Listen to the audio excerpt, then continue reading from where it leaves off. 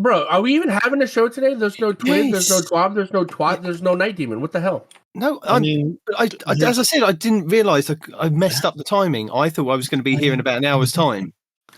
Yeah, that's why we're Don't you have a wife? reminiscing Make her about fix the tires. movies. Look, I already had that argument with her. She said she's not answering the door, which is why I had to dive away just now because I had to go and answer the door for a package for her. I was like, what are we playing at now? I'm just now the doorman. No, you're not the doorman. door You're trying to do a is a happy podcast for a door. game she can't stand. Yeah. That's what's happening.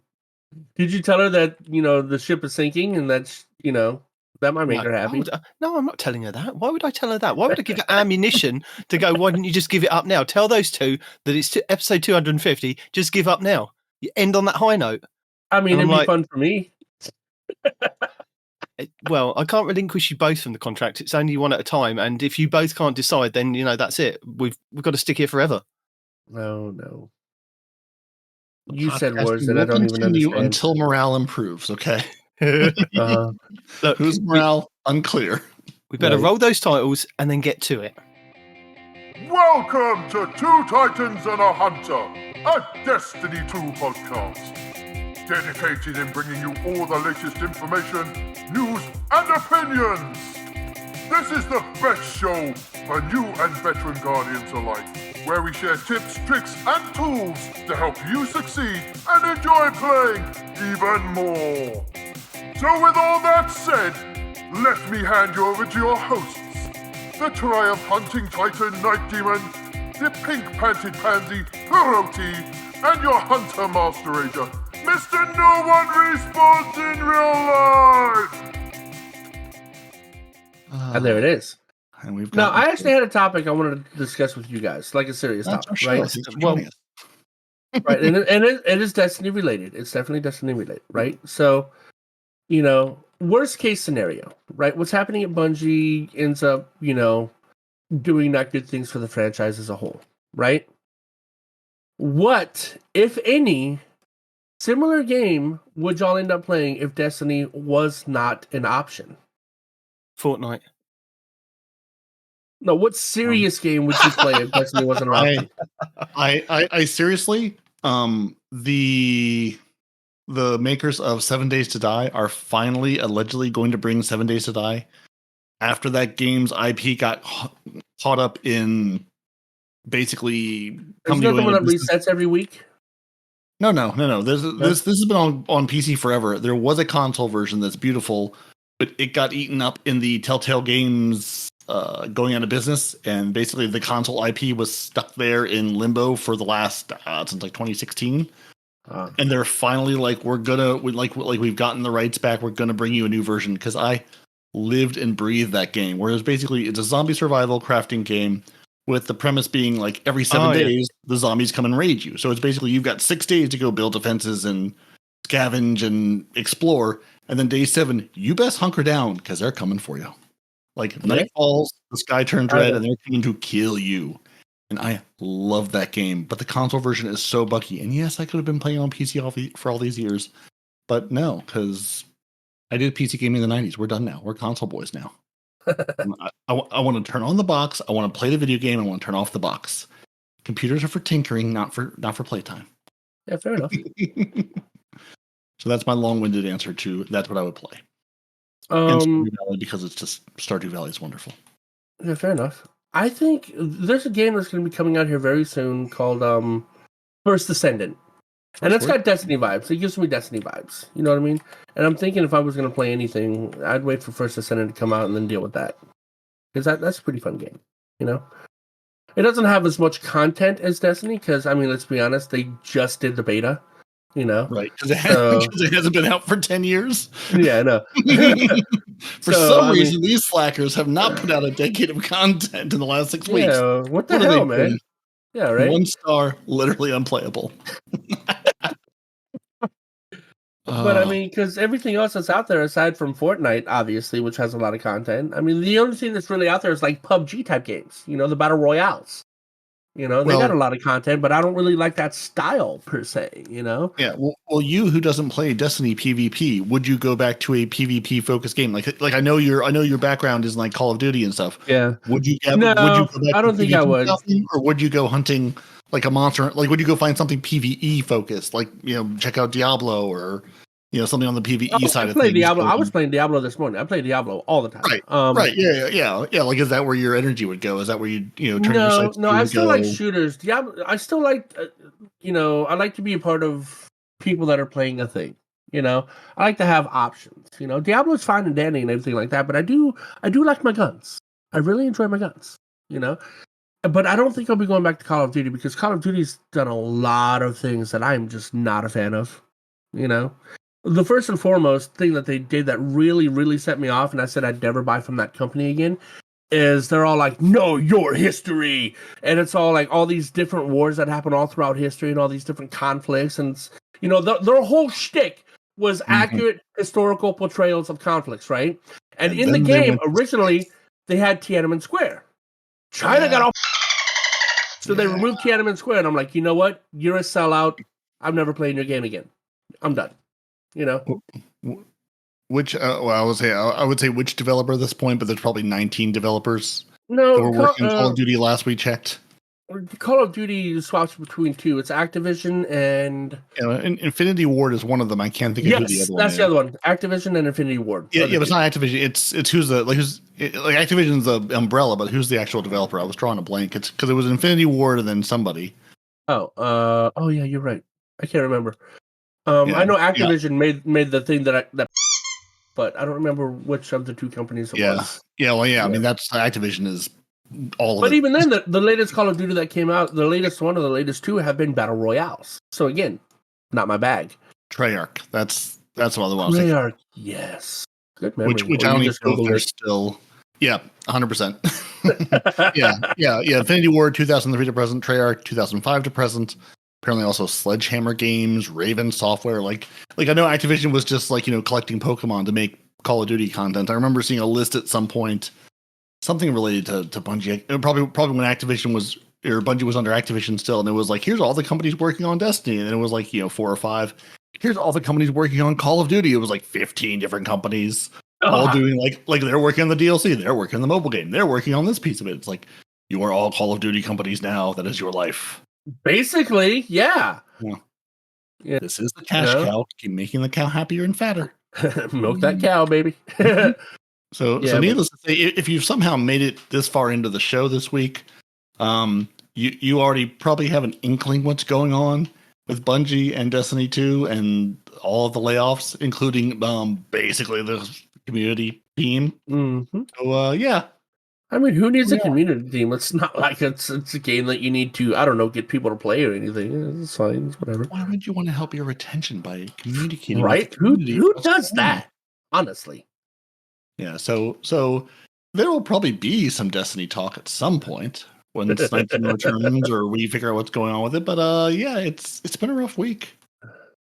Yeah, they're not having a good week, man. And I'll apologize. I thought it was Sony shenanigans that did it, and somebody corrected me and said, no, it's not actually Sony. This is Bungie's decision to lay off their own people. I was like, I didn't know that. Yeah, that's well, I mean, that's what I mean. Basically, people are talking to Jason Schreier, who's a games journalist who has a very good track record of reporting things that are truthful, not making things up, in Paul Tassi also. People are talking to them, obviously, anonymously because they, either Paul Tassi is cool. I don't touch them at all anyway. Well, yeah, but I mean, people are talking to them because they are, trusted people, who cover that community. And because Bungie, to be fair, has said basically nothing. Like other than the Pete Parsons tweet, which is basically like, oh, it's been a rough week, but we're gonna soldier through. And Bungie has not said anything. So we'll get into what's going on with Final Shape and Marathon, whatever. But Bungie has basically told us nothing, officially. There's through this reporting, what can they tell us though? Well, that things are actually delayed.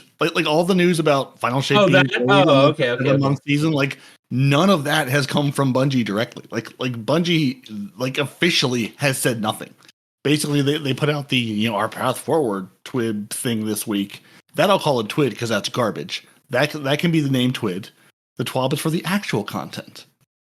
And the Pete Parsons tweet and then the Destiny 2 team or whoever's left tweeted oh, next week we'll have a thing from the PvP strike team. That's all we've heard. Like, that's all we've heard officially from the company this week. Again, when you lay off your entire communications team, maybe that's why you're not communicating so well. Is it really the entire team? Because I mean, not the entire team, but like, Cosmo, who basically took over for DMG when he left, Hippie, Liana, her last name escapes me, Rupert something. Liana's gone. Sam Bartleby's gone. I mean, I think like the international folks, like Bruno and the other international folks they've hired, I think are still there. Possibly because they have a niche that, they serve. If they're trying to expand the player base internationally, you don't want to fire the people you just hired in the last year or two to serve those communities. I mean, ideally, yeah. But like, yeah. I mean, granted, we don't know how big that team is, but like when 3 of the people who we know and who write the TWABs and stuff, or at least put their names on the TWABs and help write them, are gone, I don't know who's left. I mean, again, like it's Bungie. Do we at least know why? Was it financial, or was it just restructuring, or are they not happy with what's been happening recently? I mean, has there given a reason yet? Well, I mean, Bungie, no, but I mean, from again, Paul Tassi and Jason Schreier's reporting, it's basically revenue. Like it basically says, we've missed revenue projections by 45%. Now, why that happened, we could speculate all year on. I mean, there's a lot of reasons. Like they're okay, right? I mean, they have a lot of merch, but that merch takes a year to get to you, right? Like, well, that's the thing. Is like because I was saying, I mean, that's there've been, and again, like there's reports all over the place of people at the employees of the company going, we would really like to do these things to help player engagement, up to and including, hey, not focus everything on Eververse, do things that are actually good for the player base, not just try to nickel and dime us for every last little thing. And that has not happened, as you can tell. So, I mean, it's like, again, it's like, we don't know what the projections were or why they were missed. It just, were the projections unreasonable? Is it, Lightfall started? Because Lightfall sold really well and was setting records when it came out. Lightfall, for all of the moaning about it now, had a good release. But it did not maintain that good release because it's like, okay, well, now what? You're running a live service game. A lot of people aren't like us who are going to sit here and play this day in and day out because it's here. Like you have to, again, like with the Halloween event, give me a reason to come back. Give me a reason to turn this game on. And that's just not there for a lot of people. And there's really nothing on the horizon that's going to make it there. Final Shape is shaping up, but early reviews or whatever they've been reporting is like, it's there, but it's not, like setting the world on fire. It's not like, oh my God, this is, getting rave reviews by early testing and whatever. I mean, Bungie's a one-trick pony. Like that's the game. Apparently they brought in a bunch of Turok, I think like Escape from Turok players or something, who's like one of the extraction Turok shooters. Is a great game. Oh, I don't know to play Turok. I can't remember if it's, I feel like it was Turok something. Basically, a bunch of extraction shooter streamers and players to play Marathon, in its albeit early release, current state. And basically they were like, no one was excited to play this game in the state that it's in. So yeah, like obviously it wasn't supposed to come out till 2024 anyway, and I don't even know when in 2024. So that's supposedly been pushed back to 2025 now. Final Shape is there's, I mean, again, it's being reported being pushed back from February to June. We still haven't actually heard that from Bungie at all. So I mean, there's lots of I won't call it speculation because it's like, people talking to the journalists, either from Bungie directly or from Bungie that were recently laid off. Like this information is coming from inside the house.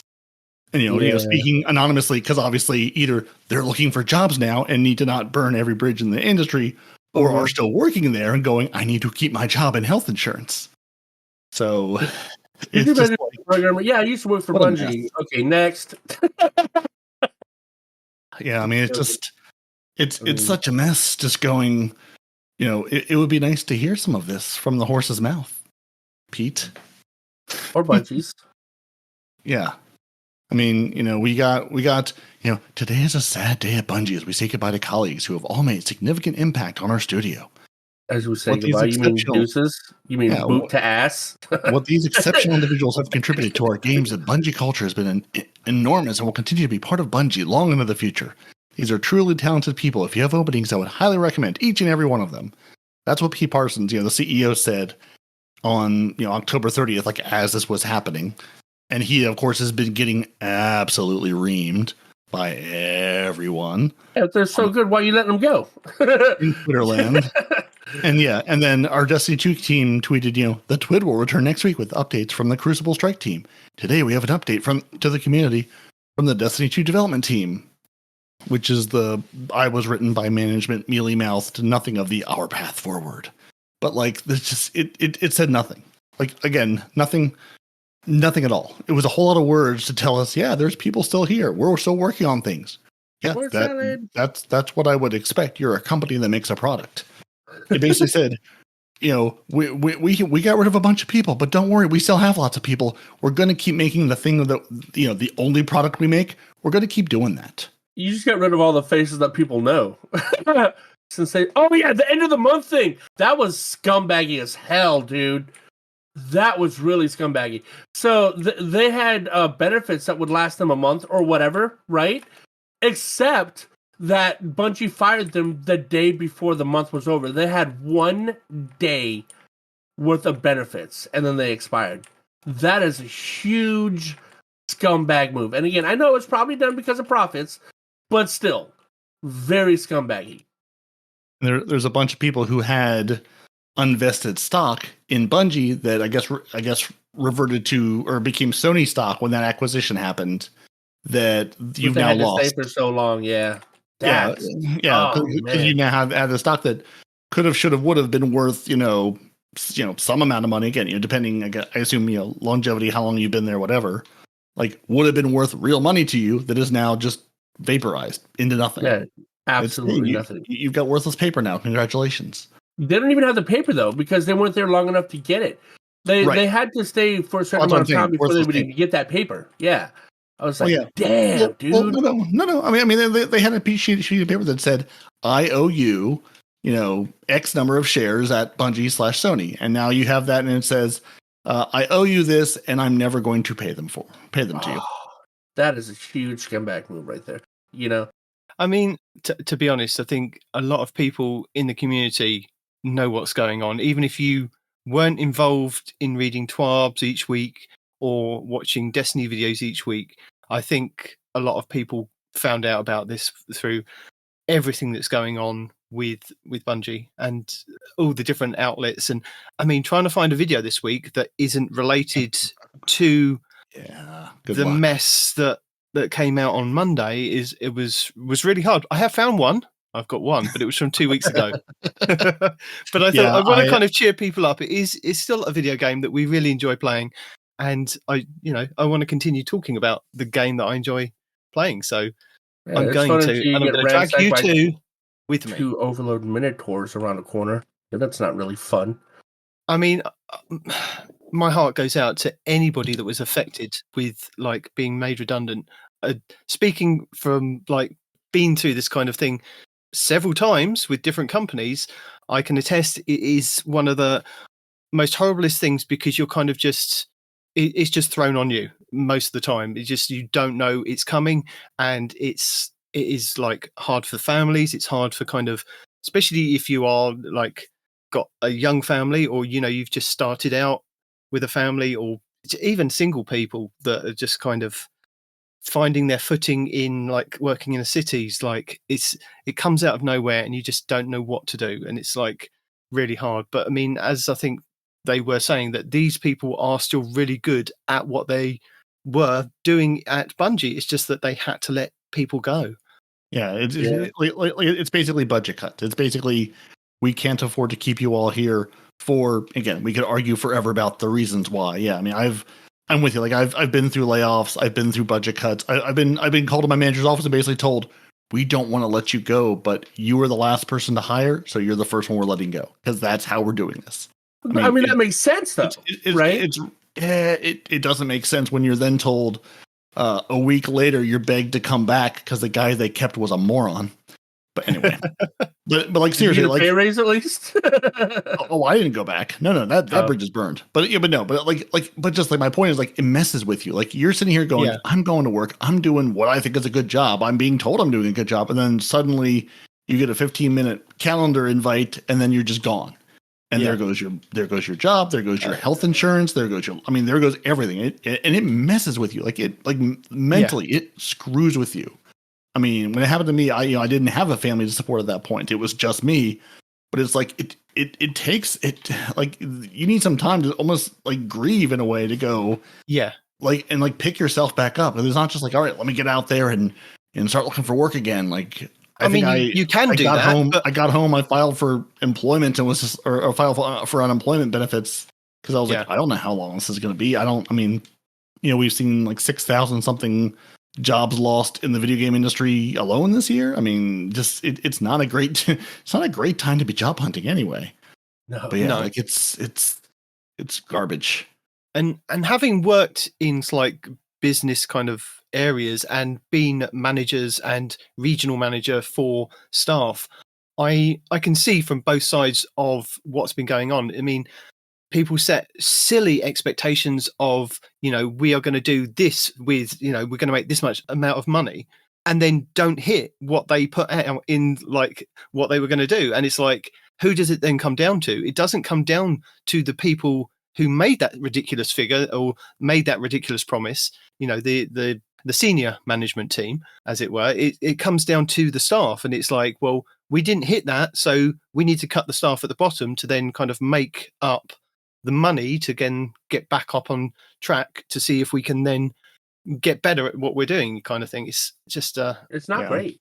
It's not great. But the thing is, it happens in every business. And unfortunately, we are so invested in Bungie as a community. I know it's hit the people that got made redundant, but it's hit everybody else in a domino effect of so many people speaking out about this, and people that the content creators were friends of these people, talking to these people at Bungie, and now they found that they're just not going to be there. And it's really hard. And I wasn't really going to talk about it this week because I was hoping and praying that they put out a TWAB or a TWID or something, so that we wouldn't have to kind of spend a whole show doing what other people have been doing all week, because it's just monotonous and depressing and redundant. Yeah. It's just. But it's also reality, though. I mean, that is the thing. This is what's happening right now, and that's affecting the world that we live in, video game wise. But like I said, it's not just in the video game world. It's in every area of business.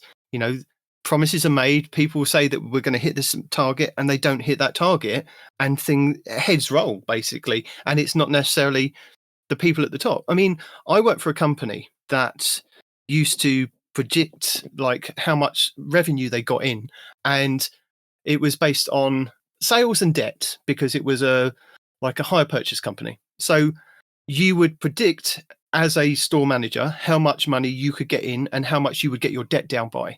And no matter what you put as your figures, your regional manager would always put a lot more on top of that.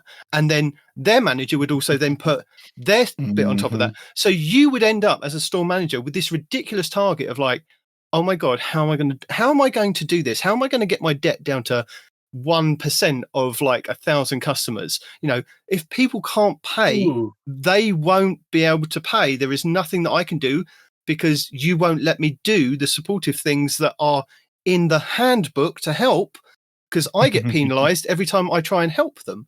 And the sales were ridiculous. I mean, you would forecast for, say, you would make X amount of money from that week, but they would then come and say, right, we want 3 times that. And you go, well, I can't achieve that. They go, well, you've got 1,000 customers on your roll of active customers. And then you've got like customers that have paid up and gone away. So you've got all those people you can still target, but they were bleeding dry the customers that they had for adding more things onto their account. And then they would then go into debt because they couldn't then pay to the things that you would, you'd give them like 4 weeks free on a PS4, a PS5 or whatever. They'd be happy with that. But then come week 6, after they've made 2 payments of like £20 because you stacked on insurance and cover and stuff like that, they don't actually need.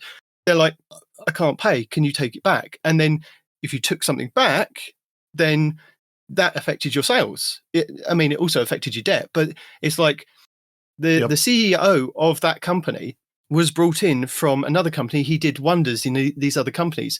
But what was quite funny is that once he'd left those other companies, they went under within about 6 months. And He was brought into our company, and the business was booming. And I went to a conference as one of the managers, like, to find out what they had a vision for 2020. They were out of business by 2020, and I'd left way before then. But it was like ridiculous the amount of things that they thought that they could do, because they had so many just like investors and shareholders and things. And the projections that they were giving to those shareholders were just, I mean, the managers in the room were just kind of saying, we can't do this, but we can't tell them that we can't do this. It's like, Right. but they've promised that we can do this. And, it's ridiculous. And that CEO did actually leave about 6 months actually might have been about 2 years before it, ultimately came crashing down. But down. Yeah. I can't see that as a sustainable business practice for very long, man. Goodness gracious. We're not here for sustainable. We're here to increase shareholder value. Yeah, that's all it was. It was to get the money. Value is depending on stability, right? Like if you go under, you have no shareholders, you're not creating any value. Ergo, you failed. Well, it does and it doesn't. I worked for I'll say a series of, government contracting is its own thing. On the IT side, basically. In the US at least, again, I can't speak for other countries. Basically, in the US, you might have like a chief technology officer, like as a government employee, but then there might be a handful of like the guy who knows how the mainframe works in the basement, who runs all the really important stuff, and you might have a CTO, and that may be about it for your technical staff. Everything else being done by everyone else is a series of contractors. Sometimes they work together, sometimes they don't. And usually it's everybody bidding for these contracts. So you're having all of your important functions held by the company who probably bid the least money to do the work and is staffing accordingly. So I worked for a company that every single year for about 3 years would merge, would spin off, would rename themselves, would sort of like the arm of massive company A that was like their consulting arm would sort of magically be bought or merge with this other company's consulting arm. So we were told we're a new company now, even though, the CEO, the C-suite, same guys who've been here for 5, 6, 10, whatever years. Yeah. But no, we're a new company. So we can't do raises. We can't do performance reviews. We can't do anything for you, the peon. But, you absolutely know that those guys, I mean, it was reported like, they're making bank. They're making money. They're signing these multi-million-dollar government contracts. But we're a new company now, so we can't possibly have any of the infrastructure in place to like reward you, the employee, for doing all this work for us.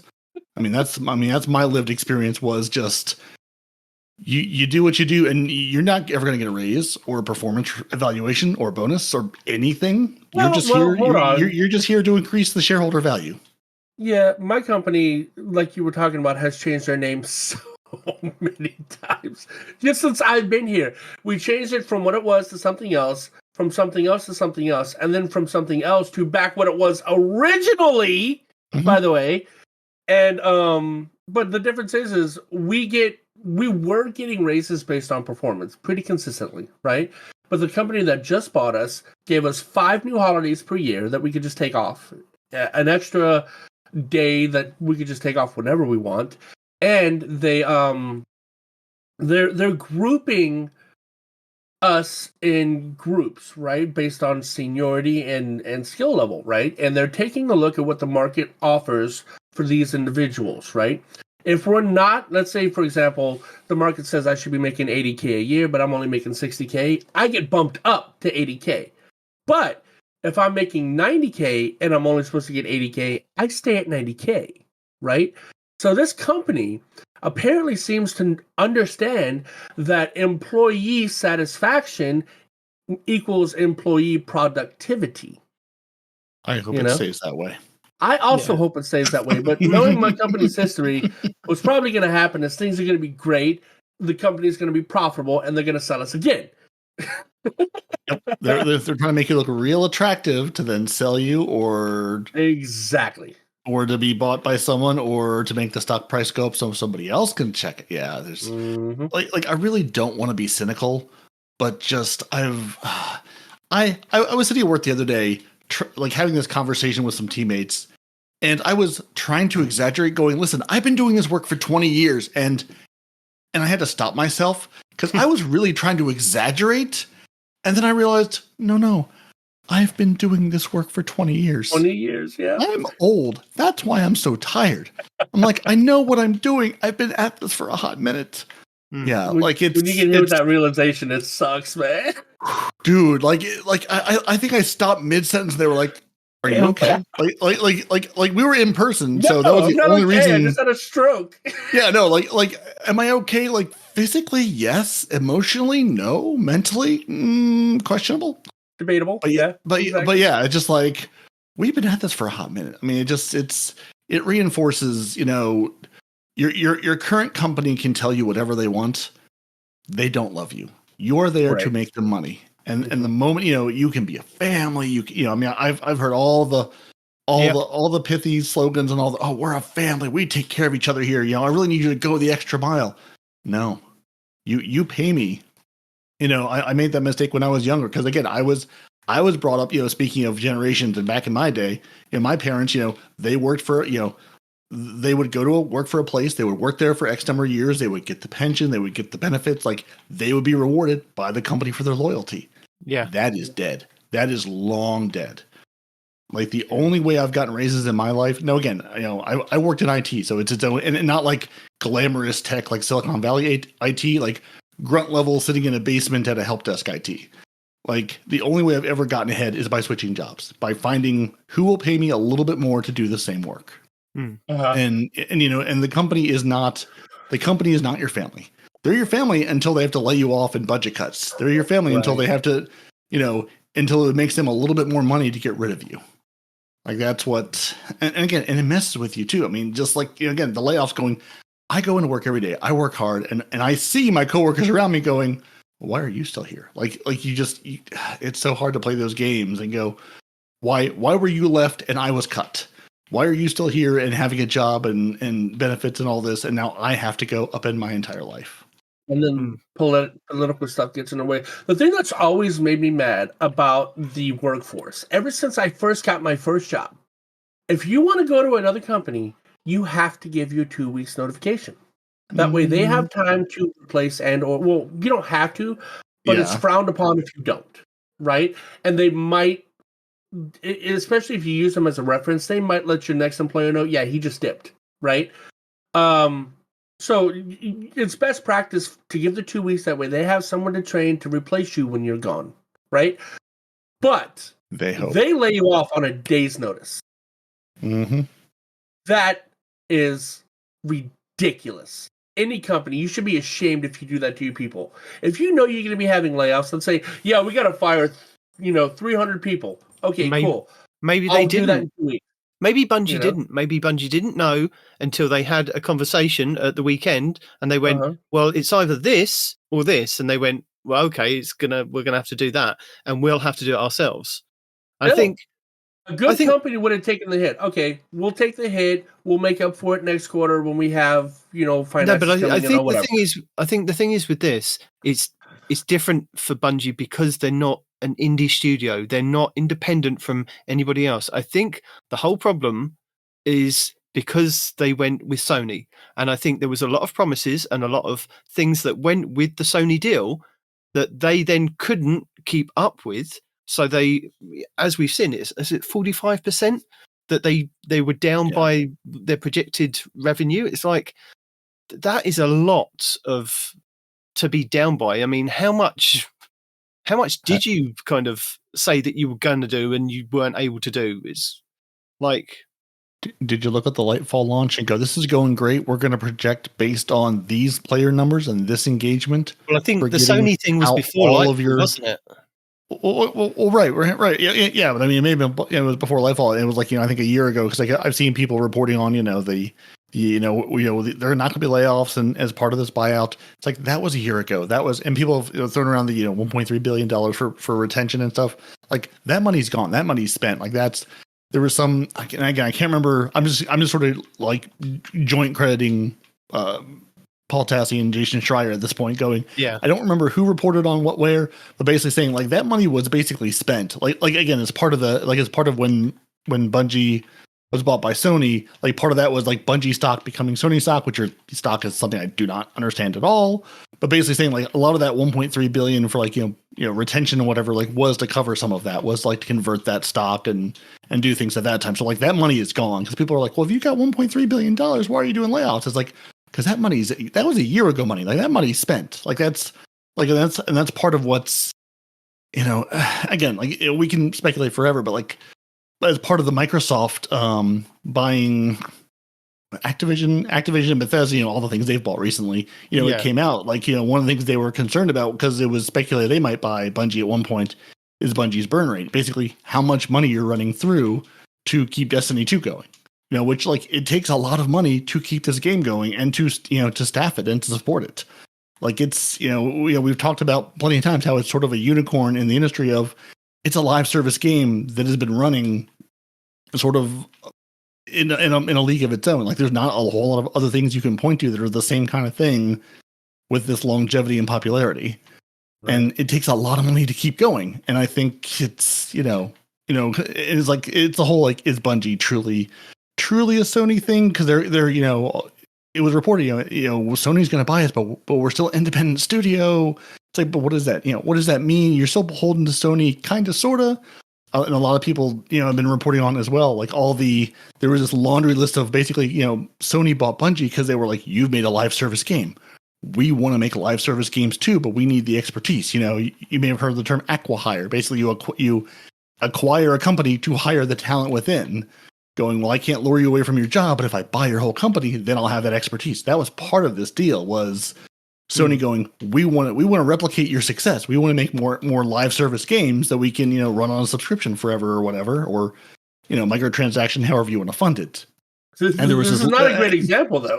No. And the not great example is there was this laundry list of games that, again, I can't remember where I saw this list. It was like 5 or 6 games going, like, well, this one and that didn't go well. This one never got launched. Like basically this like laundry list of tried and failed like live service games that Sony, again, through other developers tried to create, and just none of them have either launched or been successful at all. So it's like they, I wonder how much of this is we want to recreate this secret sauce, and while we have all the ingredients, our pizza doesn't taste like your pizza. How did you do this? And I think a lot of that is, I'm not a game developer. I'm not going to begin to speculate, but I wonder how much of this was, this was part of our goal. We Sony have not been able to recoup, some of this money, or are not making the money because we bet big or we bet on these other studios making live service games. And now that's not happening. So, Sony's not making money. Bungie's not making money. Bungie's a one-trick pony who has Destiny, and that's it. I think the thing is, Bungie has still made money, and they just didn't hit what they projected to hit. They still made money. Otherwise, there would have been a lot more kind of, I think, redundancies and things happening with the game. The other thing that is kind of, I think the community are baying for blood of the high ups. They're all, we're all behind the people that got made redundant. But the problem is, it's never in like 1% of these cases that the high ups are the ones that go. The CEOs, the directors, and these people are there for that reason, because they make those decisions and they keep the train rolling. And if they're not good at their job, then they go. But it's kind of 6 to 12 months later down the line that they're, and then they get that golden parachute, golden handshake. Yep. They're out the door, and we've brought in somebody else that can kind of guide the ship. I mean, people are saying, why isn't Luke Smith gone? Why isn't it's like these people will not go. They are the ones that are, in business, nobody sees those guys ever go, to be honest. You maybe hear about 1 or 2 in the news, like very rarely, but they're mainly untouchable at the top. But Light comes to mind when you said that. Well, there's one that left. Yeah, I mean, if they do something really terribly wrong that's in the public eye all the time, but this is a game company that, is... Yeah, right. I get what you're saying. At the end of the day, no one's dying over Destiny 2's poor performance. No one's getting poisoned by, food that's unsafe. Like, it's at the end of the day, it's still just a video game service. But yeah, no, Yeah, like if you've I been agree with around for a everything long you said. time, you understand that the guys at the top, yes, they're answerable, but they're not answerable to us as the players. They're answered to the shareholders. But they are answerable to us whenever, because we No, they're decide with our dollar what's going to happen, right? We do, but they care a lot less about us than the shareholder value. If Right. that Well, if the stock price shareholders goes aren't getting down, their value because we're not buying the game, well, there you go, right? yeah, but those incentives aren't always the same. What I see as a good thing for the game is not necessarily what makes the stock price go up. Yeah. Uh-huh. And what you'll generally find is, yes, those guys may have started at the bottom as players, but as they've gone gradually up the ladder, they've kind of forgotten about what it is at the bottom that kind of makes the game stick. They are then starting to speak to the shareholders and the directors, and they're like, right, this is where I need to kind of, and they lose touch with what's actually at the bottom. It's a sad life that if you want to go further up the ladder, you do lose touch with the bottom. You do, and again, your incentives become a lot different, and that's part of again, like, good management is sort of shielding. When you're in that position, especially at a public company, you're very much in the middle between like the shareholders, the investors, whatever, and the people making the game. You're sort of stuck in the middle there, going. I have to answer both to the internal pressures of the company and my staff, but also the external pressures of, keeping this game profitable, making the stock price go up, keeping our investors happy, making sure they're getting their return, whatever. Which I don't mean, I don't say to mean like, woe is them, those poor guys, but like, part of good management is, sort of shielding your staff from that and that pain and communicating and informing. It's one thing, like you said, to get laid off without any notice, going, again, like you're seeing in the reporting, going, the Bungie staff has been told, revenue is down, player engagement is down, which is not a mystery to anybody. No. There, I would assume is like no one's going, the game isn't amazing. We didn't know, but they were saying, they have the feedback. It's not a mystery at all. Well, no, that's what I'm saying. They were saying like, the staff was starting to marshal together and going, okay, we're going to make Marathon incredible. We're going to make Final Shape really cool. Like, it's been pushed back to give us more time to make it amazing. And then to be told, 100 of you are getting laid off. Like, what a gut punch that is for everyone who's still there. Because now having to do more with less. God, that's a phrase I would like to never hear again in my entire life. Well, you just have to do more with less. Just have to do more with less. I know you had a team of 10 people, but now you've got 4 people. Yeah. You had a team of 10. Now you got a team of 4, and I need you to hit the output of a team of 12. Yeah. It's horrible. We'll find someone who can. Yeah. We'll find somebody that can. I mean, the thing is that Destiny is a very unique game. Nobody apart from World of Warcraft, have kind of been this long in, like, it's a one of a kind of going for this amount of time, and this is the first time that we've kind of got layoffs, and they've been hiring and hiring and hiring for quite some time. And I think inevitably, when it came down to it, that somebody's going to have to go. I mean, I know that we lost the composers, didn't we? That Michael Salvatore. Yeah, both Michaels. Both Michaels. I can't really feel bad about that because my game is muted most of the time. But the thing is with that, Michael Salvatore, his name is going to carry him into, if he wants to go and do another job. I mean, I didn't realize. I think he's 70. I think I heard somebody say, if he wants to go and do another job, or if he wants to go and retire, it's completely up to him. I mean, he's made a name for himself, and a couple of the long-standing people there that have been since Halo. I mean, I don't know their names off the top of my head, but they've obviously been with the company for such a long time. They will have protection for their jobs at that point because they've been with the company for so long. So they're probably not looking at it as a bad thing that they're going to get a golden handshake and a payoff and whatever else. It's just the people that haven't been there as long that miss out on the shares, if that is still truly the case, because I've heard various different rumors about, Yes, they still will get something. No, they won't get something. And they better though. I mean, it's been really hard this week because there's been so many different reports and so many different people putting their own spin on these things. And it's like you'll hear something from Jason Schreier, then you'll hear something from Paul Tassi, and then you'll hear something from somebody else that says no, Paul Tassi is wrong because his facts are wrong about this because of this. And it's like, oh. Yeah, I mean, yeah. This is all us speculating. So yeah. So Michael Seacrest was the other Michael composer who wrote Deep Stone Crypt. Well, the Lullaby. Yeah. Oh, that was pretty good. Though. It was funny. I was looking again. Michael Salvatore's website and Michael Seacrest's website because Salvatore just changed his about me to Gone Fishing, and Michael Seacrest just says Gone Fishing with Salvatore. Nice. but yeah. No, I agree with you. Like I'm, as much as people were outraged about, the Michael Salvatore, renowned composer. Again, if I know your name, if your name is well known, I'm less concerned about you because again, you'll be fine. You have a name, you have a bank of work. I'm more worried about the folks who we don't know their names, who come in every day, put in their hours, grinded out this game in whatever job they did, whether they were public facing or not, whether it's just, the guy who's writing the dialogue, the person who's been bug testing. So the bugs we see are only the way, less important game breaking massive bugs than were in the game when it started. It's those people that sucks. They hopefully have some credit. I saw a couple of stories. I moved my family from City X to Bellevue to work at Bungie because of, while many things can be done remotely. Oh, that was suck.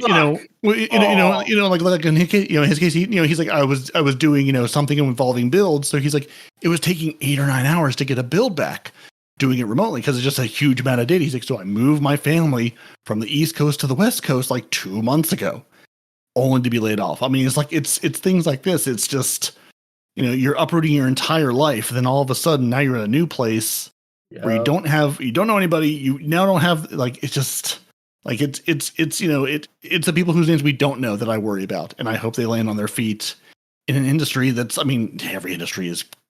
Yeah, industry is still huge. It's not like they can't find another job. No, if they find another job as good as the one they had in Destiny, who knows? But if you're a game designer and you have Bungie on your resume or Activision, if they were here back in Activision, or even Sony, right? I mean, they can put, hey, work with Sony, working on, yada yada. That's going to carry weight, even if we don't know their names. Yeah, I don't think it does though. I don't think who you work for carries weight. From everything I've read about the video game industry and development, it is cutthroat, it is ruthless, and you are very much you're here for this project and gone the next. But the thing is, I think you were right with how you were describing when your parents were employed, that you had job security. You stayed with that company. You got your benefits, you got your pension, and you retired, and that was it. You were or if you moved from company to company, you still had those benefits, and that everybody was looked after. Over time, things have kind of got worse for everybody. You don't have job security. You could be in the best paid job in the most stable kind of company in the whole world, like Apple or something, and they make job cuts and something goes wrong and you're out of a job, and you think, I'm working for X company, and it's just, I don't understand where this has come from. I mean, I worked for a well-known supermarket, right? And I got made redundant in the middle of COVID because they wanted to make cuts, and I'm like, what is this about? It's like, but because I didn't fit into the job criteria or when they wanted to have different times of store openings, and I refused to move, uproot my family just for a shop job. It's like I got made redundant. And the unfortunate thing is it's happening in other places as well now. I mean, schools over here are being taken over by investment firms or something like that. Yeah, it's like that. It's like academies. So businesses will own schools. So they will dictate what the teachers can teach, what the teachers' salaries are, what, X, Y, and Z. And they're running the schools like businesses. There are very few kind of state-run schools these days because everything is just kind of crumbling. And people are just the governments are selling off schools. It's ridiculous. It's just a federation. That's the other thing, is you federate with other schools, and then you have like an executive head that will run all like 5 or 6 schools, and then you'll have heads underneath them. But even then, you are then dictated by budget cuts and things like that. It's just they run schools more like a business these days, and it's terrible that the way it's a business. That's the crazy thing about it. It's legit a business, dude. You hit the nail on the head. But it shouldn't be. Schools shouldn't really be. That's correct. There's the company corporation capitalism model shouldn't be the model for everything. But the thing is, one person somewhere went, oh, this is a good idea, we'll implement that here, we can then dictate this, and then somebody else has gone, oh, you know what, we can do that over here, and then it's just kind of snowballed. And over time, I mean, it's not like 5-10 years, it's been a long time in the process of these things happening, but it's just got worse and worse and worse. And job security is nothing these days. You could be in a job 1 minute with complete security, you've been there for X amount of years, and the next minute they're just making you redundant, and they're like, well, you know, we can just pay you the minimum and you're out the door. It's terrible. That it's not just Bungie, it is everywhere, and unfortunately it's something that is not going to be reversed overnight. Yeah, and you hit upon another very important thing with all, I mean, again, across every industry. If you've been there and you're experienced, yes, you're experienced, but you know who's really cheap? Someone to do that same job as you for half the money, or a quarter of the money, or 3/4 of. Not even. I mean, I don't even mean overseas. I mean, I did see the words around community support and outsourcing to Sony, which we don't even want to talk about. But just you've been there for 10 years, 20 years, 5 years, and you're experienced and you're real good at what you do. That kid coming right out of college is way cheaper than you. We'll take that job for a lot less money. But it's so hard to get a job out of college because everybody wants experience. Well, right. You know? They want it. Yeah, you need a mixture of experience. Like, you go and work somewhere for free to get the experience, and then you can go and get paid. We see you're 20 years old with a 4-year degree, but we need 15 years worth of experience. Okay, sure. I'm glad I started this when I was 5. Right. Yeah, but that's the thing.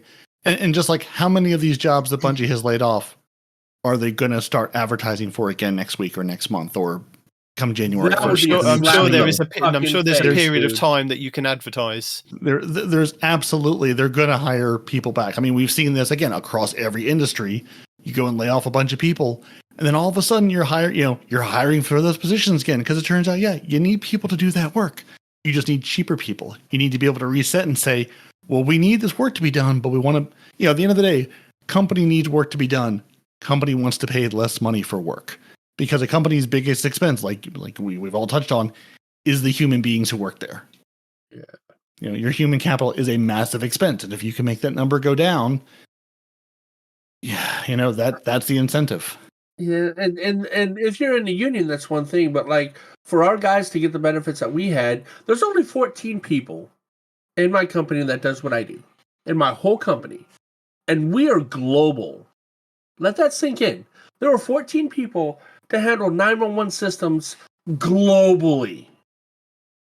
So whenever we were all talking about, you know what, we should all just, take leave at the same time, or just stop working at the same time. And once that, got into the grapevine, all of a sudden, oh, you guys want 5 extra holidays per year? Cool. Veterans Day, you got it. Juneteenth, you got it. Martin Luther King Day, you got it. President's Day, you got it. Oh, you don't have enough floating holidays? Let's add another one to that. Oh, you want to start your overtime at 8 hours instead of 10 hours? Cool, right?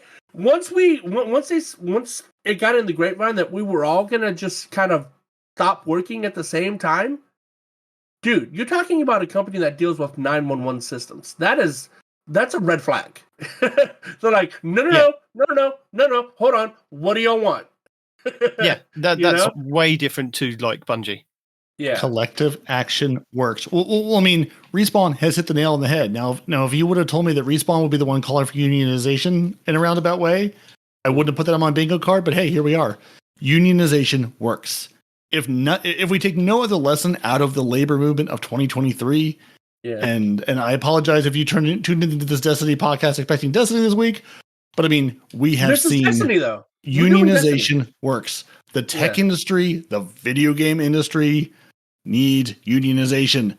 Anything good gotten from a company is not out of the good of the heart of the company. Yes, I'm sure there's someone out there who says, "Oh yeah, I know a guy, and we work for his small company, and he treats us really well." Great. Yep. If you're a big company, nothing good, up to and including weekends and child labor laws, came because the company was like, "This is the right thing to do." Mm-hmm. When your incentive is money and making the most of it, your hand needs to be forced. Yeah. And we've seen the writers, we've seen the actors, we've seen, UPS, United Parcel Service, we've seen, the United Auto Workers. Collective action works, and when you don't have it, you get, you're all out for yourself. Like Respawn, the point Respawn just made, his company, it's not like they got together and unionized, but basically accomplished the same goal. Going, you need us to make money. We have some demands. We collectively, there is no, if Respawn won't do the work, I'll find, Respawn Junior, or I'll hire a new Respawn and get rid of that Respawn. I mean, they absolutely would if Respawn wouldn't do the work. But when Respawn 1000%. And his buddies don't do the work, right? Well, now you got a problem, Right. You can't replace all your staff work, and that's why union busting tactics are so prevalent at companies when there's even a whiff of unionization, because they're like, we can scare some of you, but if there's only a handful of you, especially if you're in any kind of specialized job. Again, like, I don't know what you do. I don't need to know what you do, but you have a particular set of skills. Yeah. And to train a new one of me takes a long time. Yeah. It takes at least a year of school and OJT to get at the level where you can just begin. And even then, you're still learning stuff all the time. I've been doing this for 7 years. And every day I'm calling somebody, yo, how do you do this again? I forgot, right? Because it's so dynamic. You might see a problem and you figure it out and not see that same problem for 6 months to a year, you know? Yeah. So it's crazy. It's high stress too. That's why I'm trying to get out of it. Yeah. I mean, the tech industry as a whole has needed unionization for years, because it's the same thing. It's having to continuously learn to continue to do your job. And to continue to learn as technology grows, everything's always changing. Exactly. As soon as you finally figure it out, yo, I know how to deal with the server. Congratulations, we're going virtual. Going to the cloud, baby. Right. The thing is, I mean, over the years, we've heard so many different companies treat their employees badly with crunch times and different things like that. Yes. And I learned the hard way when I was sacked in one of my first jobs. Because at that point I had a family, I had a young child on the way, and I'd lost my job. We'd just kind of got our house, and it was like, what am I going to do? I'm not in a union. I had to go to the Citizens' Advice to kind of go through a tribunal to kind of get some kind of compensation, which I won. But after that, I've never not been in a union, even if it's like for various any kind of job that I've been in in a union. And that is one of the hardest things that I learned, is that you need to be in a union. You need somebody there that you can ask advice to back you up and help you when things like this go down. And the other thing that I learned very quickly is HR don't work for you, they work for the company. So they've always got the company's best interest at heart. So don't think that you are speaking to the person at HR, telling them all your woes, and they're going to help you out. They're helping a company out so that they, before you, at the end of the day. Everything you've just told them, your supervisor now knows, and they are potentially looking for a replacement. Yeah. That's what that is. Yeah. HR, they are sold to you as the place that you go and speak to people to kind of sort out things that you've got issues with, but they're really there. No, that's true. If somebody misgenders you, you go to HR and you get them fired. No, but you know what I mean. They're there for the company's protection, really, only. Nobody in the company is your friend, except my boss. Every now and again, hold on. Every now and again, you'll get a good person, right? Like, I didn't know what my coworkers were getting paid, but my boss reached out to me a month ago and said, "Yo, I think you should be making more. I need you to do these things so I can have leverage to get you more money." That's a good damn boss. Oh, you know. Right. And I'm not saying that there aren't good bosses out there, because I think DCP were even talking about the Nintendo CEO or CFO. He took a pay cut so that they could get Nintendo back on track. And they were saying, well, why didn't Pete Parsons do this? Why did none of these people that, Luke Smith, why are these people kind of sold the little people down the line? I know it is a good question, and I don't think we'll ever hear the answers. 2 words. We know the answer, and it's 2 words. Greed. No, but Well, is it? not Is it on? At the end of the day, if you to lose degree, Pete or is it everyone out Parsons- for themselves? Yeah, I mean, Because Well, six in this one is hand, half a dozen in the other. this is capitalism. We're all out for ourselves. There is no collective anything. There is no we. There is only I. I mean, A good honestly, company should be here- we. A good lasting company should be a we, though, right? right. Like the incentives of the people at the top and the people doing the work to generate the value should be aligned. And if they're not aligned, this is where you end up. I mean, we've seen many successful companies that treat their employees great, and the employees stay. I mean, hell, in oh god, it's a country. Somebody help me out here. There was a country that swapped to a 4-day work week, and they found that productivity went up 42%. I think it's something like Sweden, isn't it? Something like that. Yeah, something like that. Yeah, productivity went up 42% while losing a day. yeah. Right?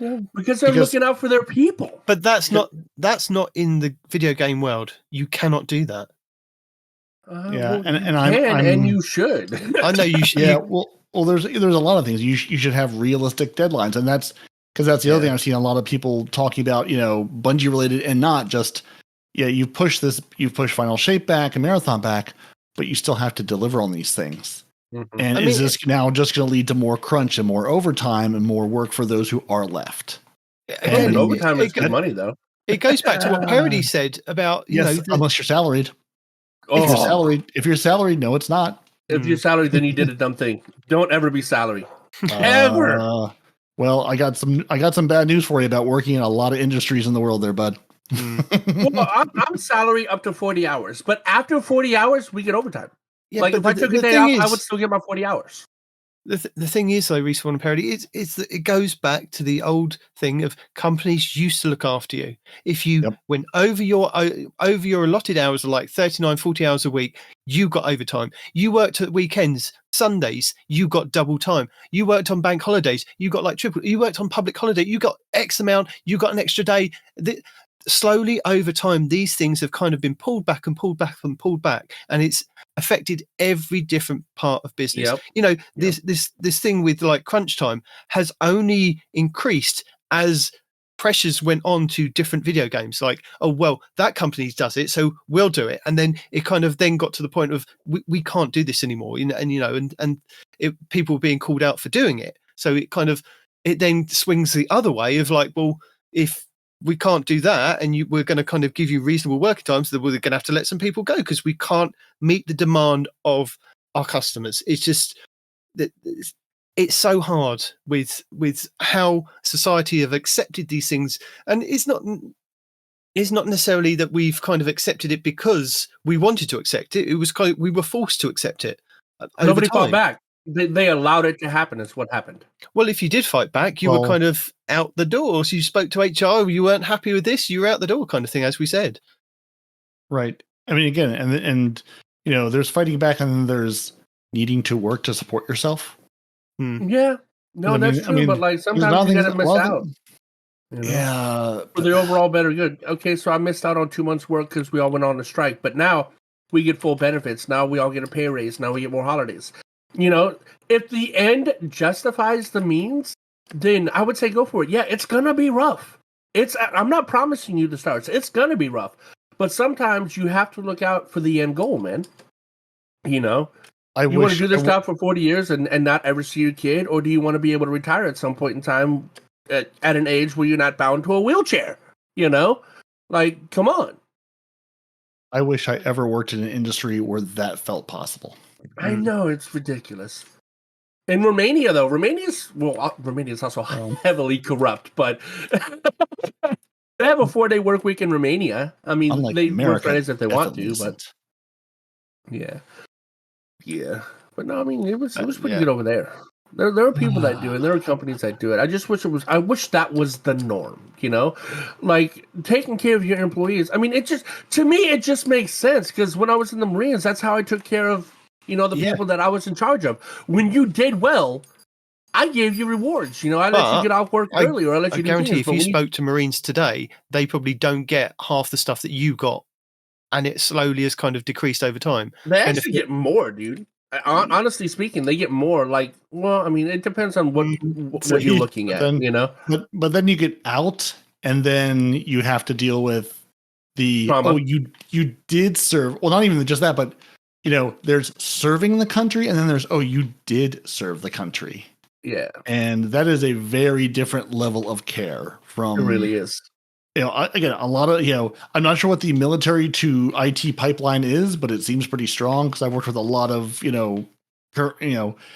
former only because Marines, Army, military people etc. get only because military people we get there's a score an employer has to look at, right? And military people, veterans, they get plus 10 points to whatever that score is. And if you're a disabled veteran, I think you get 15, right? So they have to accommodate for that as part of like their quotas and things like that, So that's why you see a lot of military people. So that's how you got the job then? Probably. That and I on an application, I didn't put that I was white, I put that I was Spanish. So that helped too. Potato. And I suppose the other thing that we can talk about is the potential delay of the final shape. Because nobody knows. That'd be good. Nobody really knows whether it's going to be happening or not. Right. Yeah. It's all the reporting has said, probably being pushed back 6 months from February to June or July. But, and that was sort of our point, at the top of the show is no one officially has said anything about anything. Like we read you the Pete Parsons tweet and the, Destiny 2 Strike Team will be back next week with an update. And then the mealy-mouthed Our Path Forward, which we haven't read, and I'm not even sure it's worth it. Basically saying, "Oh, we're still going to make the game." Well, yeah, we know that. Tell me something I don't already know. None of this, none of what's being reported and taken as gospel of these delays of Final Shape and Marathon is none of that's been confirmed. None of that's been actually said by anybody public facing outside of Bungie. We're going, well, we heard this from so-and-so, or I saw this in a video, or somebody tweeted about this. Yeah. There's been no confirmation of any of it.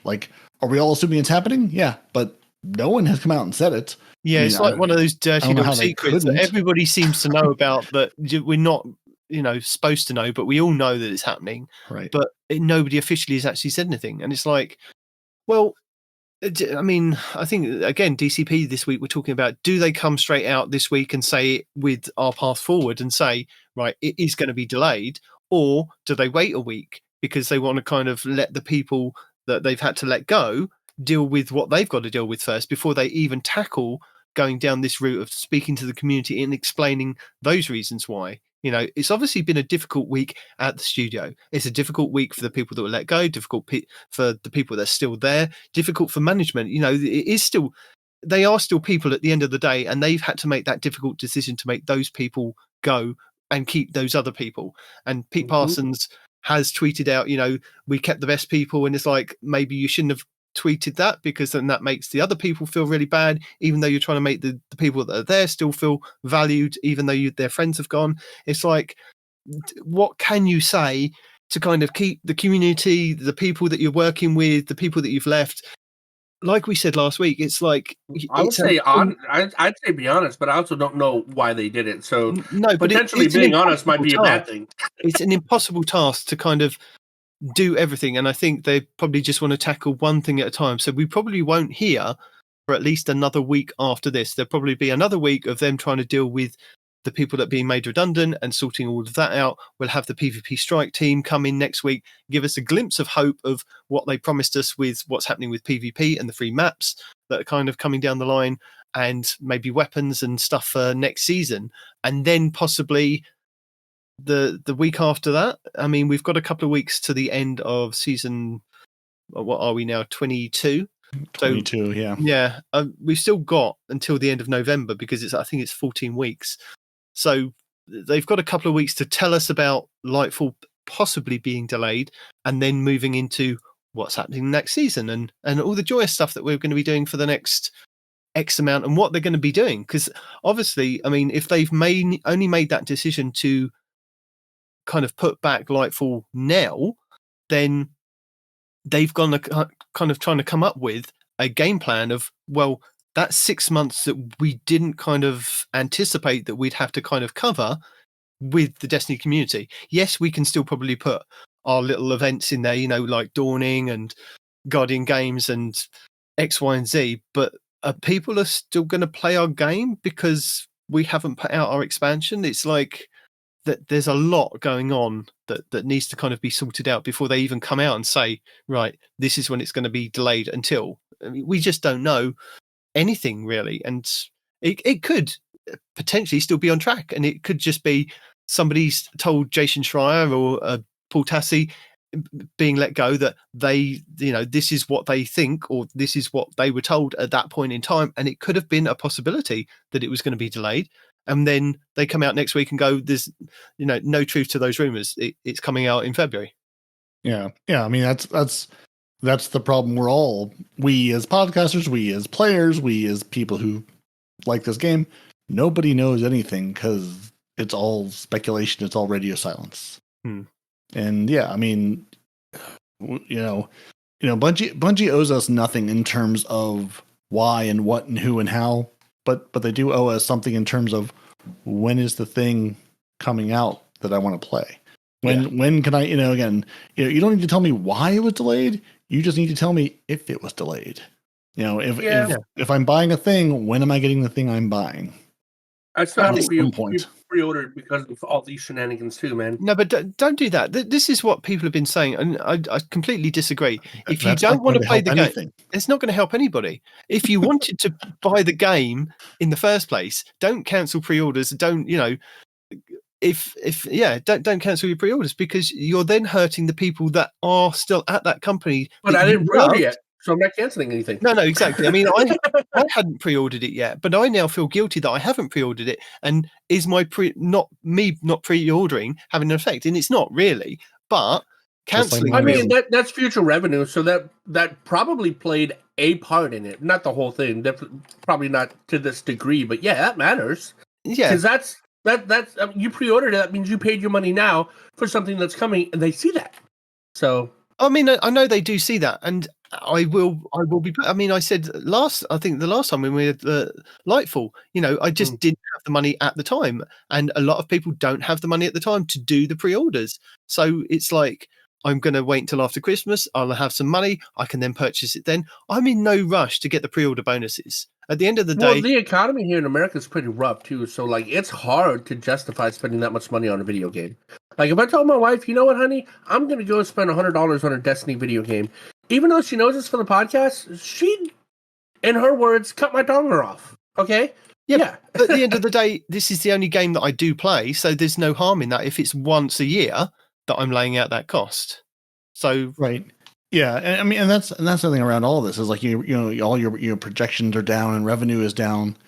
Revenue is down everywhere. To everyone's point, the economies are not great. People don't have money. They can't afford rent or groceries or healthcare. Video games are not really on the top of their list to spend. That's not where the money is going. Canceling a pre-order is going to have a negative effect on the people that you are trying to support in that studio at this point in time. They're trying to kind of go, well... Yeah, but they've also... So what do you do with that dichotomy? Bungie has upset you by doing something stupid to their employees. It's not hurting the people that you want to be hurting. I know, that's what sucks though, man. Yeah, you canceling a pre-order is not going to hurt the people you want to take your feelings out. But why do you want? What the thing is? Why does the community so badly want to go after the people like Pete Parsons, Luke Smith? It doesn't make any sense, because these are the people that they were only hailing back like a couple of months ago. As you've never amazing. Have you met gamers? Yeah, I know, but you know what I mean. It's have you met people? Yeah, we have very short attention spans, just like all the people going, both going to and calling the other people out for, if you're screaming at Bungie right now, don't go run over to Fortnite because OG Fortnite's coming back because Epic just laid off 16% of their workforce. I mean, some huge amount of people. It's like, this is, people have a very short memory and a very short attention span. And, at the end of the day, taking your money that you really even haven't given the company, because like canceling a pre-order is basically just reneging on a promise. You haven't given them any money yet. That money is still in your bank account until you get that thing. Whether is it? I thought they charged you for it like immediately. No. We found this out before, didn't we? Yeah, yeah. I mean, because it's a promise to say, I will absolutely give you this money when you deliver me the final shape. But until you deliver me the final shape, that money stays in my bank account. Which is why you have to remember that you've agreed to that money. When that money comes out, you go, oh, that's where that $100 went. Right. Yeah. So I mean, you're not even hurting. You're hurting a line in a spreadsheet somewhere that says number of pre-orders. You're not taking money out of Bungie's pocket. You're not sticking it to the man. Like, I know it feels good to do something, but this is not the something that is going to make any difference. If anything, it's going to hurt the company and the people who are there more by going, now we're further off the revenue target. But as consumers, the only thing we can do is say our grievances with our dollar, right? Don't purchase anything from the Eververse store. Do not spend silver. Do not go over the top in going, right, I'm going to purchase all these silly cosmetics, even though the cosmetic is amazing. Don't do it. That's where they make a lot of their money. I haven't seen that since Godzilla. That was an amazing cosmetic. And apparently the event passes, like, again, credit to reporting to the duo we've been crediting for the last hour of just saying, like they're saying, like the event passes, like for the Halloween events and stuff, they're like, those actually sell pretty well. Those are, really? For what? Well, I mean, I'm again looking at reporting from Paul Tassi, Jason Schreier about people they've talked to. Again, this is all a game of telephone. This is all somebody told somebody who told somebody who told really somebody. Give you anything. Hold on. It does give you. It gives people things. Yeah. It doesn't. They do. Yeah. It's for a number of. I mean, yes, they're all cosmetic things, but if they're cosmetic things you want, it's worth it to you. Like the Ferrero Rocher Ghost, like that's part of the event pass. Like if you want it, you pay to get the pass and get the things. Like, again, it's not, in-game loot. It is things to make you look pretty. And if you're like, that's the right thing that I want to make to me look pretty, $10 or whatever, if you've got the extra cash to buy it, you're going to buy it. Again, this is all just reporting for people. Again, we I think have all said we don't really spend money on this game other than for the game. We're not buying all the pretty things. I buy my stuff in Bright Dust. Yeah, I think we're all three the same in that regard. We are, Bungie. I was thinking about this morning. Bungie has done too good a job giving me things because many seasons ago, see, Bungie, you made me care a lot about Saint 14 and really identify with Saint 14. And now I've got the Saint 14 ship, and I've got the Saint 14 Ghost, and I've got the Saint 14 everything. I don't need other things. I mean, if you give me a Saint 14 Sparrow, that's really like what I'm missing at this point. Like, you can give me 70 other pretty things. There is a Sparrow. But I have what I want. Yeah, maybe it does. But the micro mini is too good. but like like there's a thing with cosmetics where there's when you find the one you like, you just like it. That's it. Yeah, I'm like, you give me the pretty thing. I mean, I do understand and still appreciate. This is not me saying let me buy things for real cash that make my game better. Let me go pay to win. Like, I'm not asking for that, but I'm also saying if you're using, if that's how you can make money. I mean, Bungie has a problem, to be fair. Like, we called out World of Warcraft, where you're paying a subscription to play that game every month. I'm paying $100 every couple of months, every year, whatever it is, for the season pass. Yep. And that's the money I'm spending for the many hours I'm putting into this game. Like, I understand you've got a game to support. You need to make money somehow. Eververse is not the way to do it. Give me compelling things to do, and I will go do it. The dungeon pass, people are upset about, but like, I sort of get from that regard. Like, if you're not going to buy the season, again, like I buy the season pass going, I'm going to play this, and I don't have to care what else you put out because I can play every part of this game if I pay this money. Great. You can buy the dungeon pass and not the season pass and not get the season content, but still get access to the dungeon, right? Right. Yeah. Well, okay. I think so, but again, I paid my money for. I basically said, give me all of the game. Here's $100. Give me all the game. Am I going to play all the game? Maybe once. Like, do I raid a lot? Do I dungeon a lot? But that's. I've said I'm going to pay for all the game. One, because I want to help support the game, and two, because I play the game a lot. Can I opt out of PvP and get a discount? Right? Yeah, but that's the thing. It's like, but there's, if the only other way, and again, I'm not like looking for ways to support Bungie, but if you're saying you're not making enough money off me as a player, which at the end of the day is the problem, is going, even if X percent of us, all bought the season passes and whatever. There's a number somewhere. Bungie says we need to make X number of dollars and need Y number of players to basically, to break even, to make this game financially make sense. And to make money, it needs to be different numbers. Like, you're not making a lot of money off me. I know this. Like, but you've got to give me a reason other than pretty baubles to give you money if you want me to give you more money. What about a ghostly horse-drawn carriage? I bought it for Bright Test. Yeah, Bright Test. Right. Well, like I bought it for Bright Test. Like, again, at the end of the day, your problem is you need to make more money off the people who play your game, or bring in new people to the game, or ideally both. You don't have a way to make more money off us if we don't care about the Eververse store. So, and the game is, not having great PR. So getting new players to the game, a little tricky. So, what's your plan? And I guess we're going to see what the plan is, but I don't know. That was me ranting and raving, and I totally woke up this morning going, I've watched all of this all week, and I've watched a lot of people's, opinions and takes. And I'm going, come on, it's going to be nice and calm, and nope. Turns out I have thoughts. Yeah, I mean, it's good though, man, because like this is not okay, If people were just okay with this, then I would raise questions like, why are you okay with this? Unless you're, I mean, there's nothing wrong with making money. I'm not trying to be anti-corporate or anything like that, because I am very much all about making that money, and I'm all about corporations making that money. But if you're making that money, you should also be taking care of your employees so they can continue to make you money.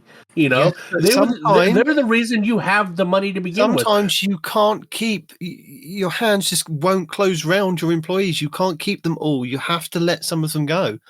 I don't know about the have to. The only reason you have to is if you're hemorrhaging money or something like that, right? Like you physically cannot afford them, right? If your CEO is only making $12 million instead of $15 million, I don't see that as a reason to lay off people. Sorry.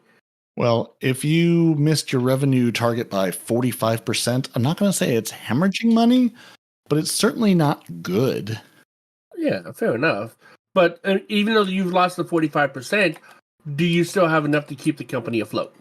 That's the thing, right? Well, they did say that if they hadn't partnered with Sony, this would have been a completely different kind of conversation with them still being an indie studio. Uh-huh. Yes. So it could have potentially put them out of business. But then again, that's would they have then projected to be that amount out of pocket before? Yeah. Yeah. Does that change that math on revenue and what we need and what we want? And because I mean, lots of businesses do that. They kind of inflate their numbers so that when they get bought out, somebody pays a lot more for them. It's like, did they do that? Did they kind of inflate the numbers to kind of go, hey, look, we're amazing over here. Buy us. It's like, I don't know. I don't know whether it would have been better. Like Twitter? 3/4 of us are bots, but hey, we're a great advertising company. But I mean, I don't know whether it would have been better for them to stay as an indie studio, go with Microsoft, go with Sony. We only know what's happened now that they've gone with Sony, and the promises that they were given to start off with, that they wouldn't have redundancies. And what was the kind of caveat to that? Do we know that if Pete Parsons hasn't given up some of his paycheck to keep other members of staff on, we don't know anything. We don't know. We can say that DCP said, the Nintendo guy, took a pay cut to keep things going. We don't know what the high ups have actually done to keep the studio on track and keep the core people that they wanted to keep. If a difficult decision had to be made, they had to make that decision, and they let some people go. And it sucks. It really does. But we don't know the full story. We only know the little bits that people have kind of come out and told us from Jason Schreier and Paul Tassi and other content creators that have had permission to kind of speak on behalf of the people that have been let go. Right. Yeah. I mean, and sort of that point, I mean, I did see again, crediting Paul Tassi, he's on one of his more recent stories, update post-publication, Bungie responded by saying that CEO Pete Parsons and some other executives previously forfeited annual bonuses before the layoffs, but staff was not informed of this happened until yesterday. The sum total of the bonuses given up is not clear. So I mean, this You know, this that's was pretty good. reported. This was reported as of November 3rd, so as of Friday. So you know, I mean, giving up your annual bonus, good for you. You should, because you shouldn't be getting annual bonus if your game missed its revenue by 45%. So I mean, and this is now to be clear, this is not me jumping to the defense of the CEOs and the higher. Like, this is not me going, "Hey guys, look, it's hard for them too." No, that is absolutely not what I'm saying. It's not hard for them. This is absolutely just me reporting what is being reported. That's it. Like, this is not me trying to say, "Oh, you're defending them." No, absolutely not. If your game is doing this poorly, you should be your compensation should reflect not this. exist. There should not be going, "Oh, we forfeit." There shouldn't be a forfeiting a bonus. It should be the company saying, you saying to yourself, "I do not get this. My contract does not say I get a bonus if we're doing this poorly." Incentive based. And the other thing, the other thing with the guys that are in charge, like Luke Smith and Pete Parsons, is they've brought Bungie through bad times and good times. So they've seen both sides of. Wait, we've had good times in Bungie. Hold on. What? Yes. So it's been 9 years. Don't act like we haven't. If it was constant bad, then there would be a difficult conversation for Pete to have with the board of directors and Sony and everybody else. No, but they would go, right, we're bringing in somebody else. You cannot handle this. This is a bad time for Bungie. And hopefully, if they can bring it back around, he'll be hailed as a savior, and they can re-employ people and X, Y, Z. And this will be a kind of a bad mark in Destiny's history, but they'll kind of hopefully recover from it. It's just, we have very short memories, like we talk about all the time. We're in the cycle of up and down, and Bungie's doomed. Bungie's the savior. Like, I'm really hoping in a couple of months, year, whatever it is, that we're sitting here and going, things are in a good spot. The final shape is enjoyable. Like, the game is good. Like, the company is feeling successful. But who knows? Who knows what it's going to be? I mean, there have been so many questions swirling around what happens to this game and the episodes, once the 10-year Light and Dark saga ends. And I think a lot of this is sort of coinciding at, Dado and other folks stepping away, going, hey, after 10 years, I'm gonna take a break. I'm really tired. After 10 years of covering this game day in and day out, not taking time away, not taking vacations. Grenadier Jake saying, I'm sorry that we made you filthy rich. My bad. well, yeah, but still, though, it's like, you can't discredit the work. Making money or not, you can't discredit the work these people have done. And I think a lot of people are saying, I've stuck around this long. This is a logical time for me to step away. So, if Bungie needs numbers to go up, numbers are going to go down, even by loyal people who still enjoy the game, going, it's time to take a little break. I've been with you since the beginning of D1, beginning of D2. Right. Yeah. This is just sort of a, you promised us 10 years. We're practically there, 2014 to 2024. That's a good run. If people are saying, I'm kind of done, I'm kind of over it, the game is on its face, not in a good spot. What are you talking about? People have been saying they were done for the last 10 years. And there's been 19 Destiny killers and well, no, right, but like, people again who are committed, who are here, who are not just going, "Oh, I'm going to go play the next Destiny killer thing," and then they come crawling back. I see people, people who again have built their lives, have built their careers around this game, going, "This seems like a good time to step away," and that's just going to, at this point, exacerbate the problems with revenue and everything else. They have a community that followed them that might actually leave as well, and it's like, it has a knock-on effect. It's an interesting situation. I'll give them that. I want to see how they bounce back, because this next game, this next step it's gonna matter. A lot of eyes are gonna be on them about what they do next after all these shenanigans. Which is why I said they're gonna, take their time in responding and telling us if final shape is delayed and any kind of, if we do get a reason, anything behind that. So no, even if it is delayed, that's what I'm saying. If they delay it, which they should, honestly, if they delay it, it better be damn good. The weapons, the storyline, the music. This better be an experience after what's going on right now. I don't think they need you to say that. I think they know that. That's why they You would think they would know a lot of things, like not limiting vault space, for example. In their path going forward, they do say that they've put Forsaken, Witch Queen, and the Taken King up there as their standard bearers to kind of see how it compares to the final shape. And if it doesn't, like Forsaken, Cade died. That's a stupid expansion. No, but it There's was a lot more that was there that was not just that. It doesn't matter. There was a lot to Forsaken. That's the most important part, man. There was a lot to the Taken King as well. The Cade's coming back, so moot point. He's not coming back. I'm not sure about the Witch Queen being kind of put up there with the other two. I would have said Forsaken and the Taken King were really good for Destiny. I mean, Witch Queen was a good expansion, but I think even on the last word they were saying it was good, but it wasn't replayable like the other two were. I mean, Taken King, we were constantly going back to the Dreadnought. With Forsaken, we were by constantly comparison. Yeah, we were going by to comparison to what was coming out. Yeah, the story was good. Yeah, no. That it was good. Yeah. I mean, again, at the time when it came out, it was good. People were enjoying it. It wasn't, it's easy and hard to look back at these things with rose or poop covered glasses, going, no, it was always terrible. It's always been bad. And I know we as gamers and out of the community tend to either be all in or all out. Like, again, Destiny is either amazing and they've saved the day, or Destiny is literally unplayable 1-star. Like there's not a lot of nuance in coverage, in takes, and whatever. Now, again, this is also social media and driving eyeballs and engagement, whatever. But yeah, there's not a lot of measured takes. So, I mean, to your point, I'm kind of as much as it would be nice to know what the delays are, if there are delays. I mean, it sounds like again, in some of the reporting, like seeing what they've told the public before they told the developers. Like, there's a report going around of they had told the hey, we're bringing in-game LFG to the game. They told us before they told the people building it. which that's I mean again, take this take it with a grain of salt.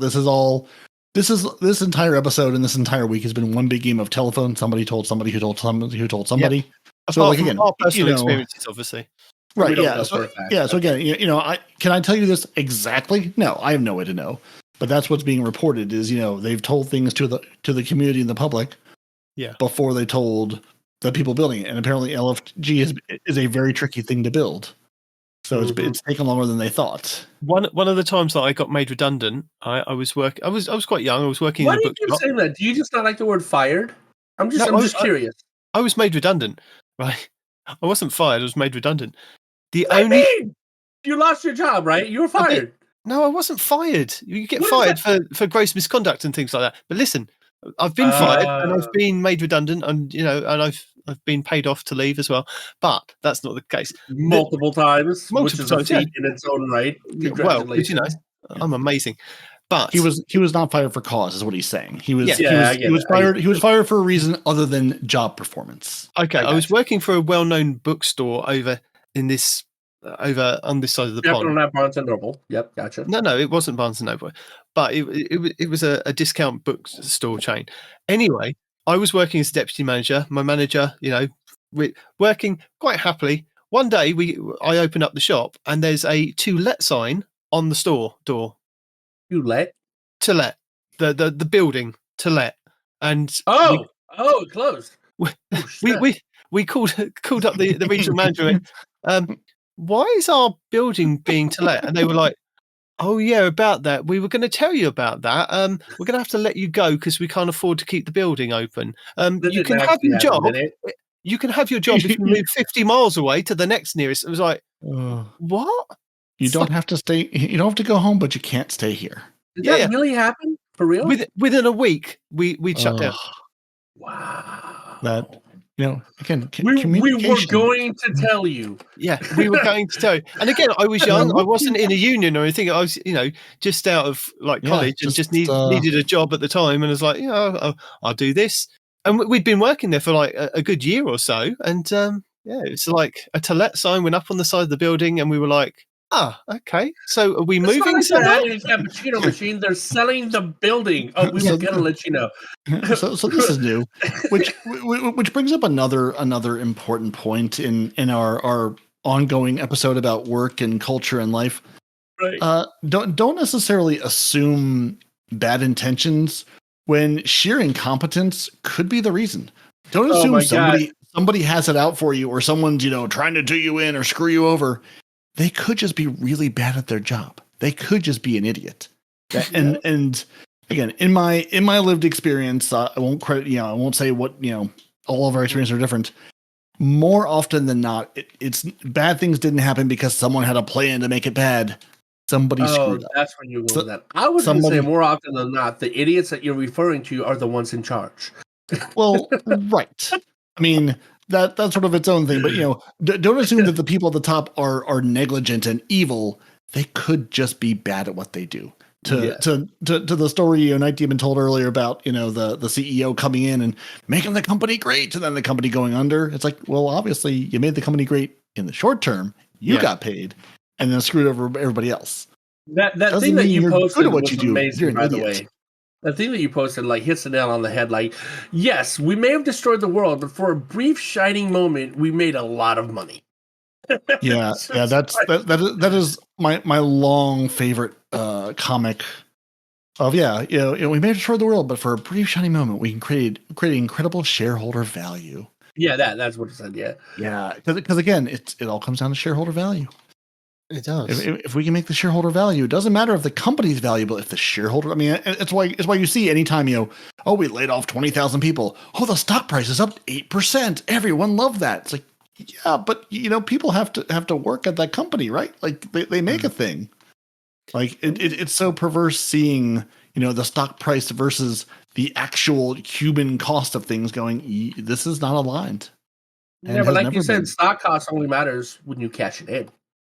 Well, no. I mean, stock costs that's what leadership is being graded on. Basically, they're Bungie leadership is saying make stock price go up, and if it doesn't go up, then Bungie, you need to make more money. You need to cut staff so we can make number go up.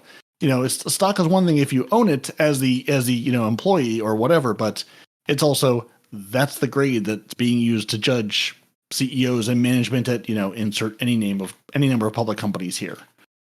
Like that's the metric. It's not is your game good? It's not did you make a bunch of money? It's how's the stock doing?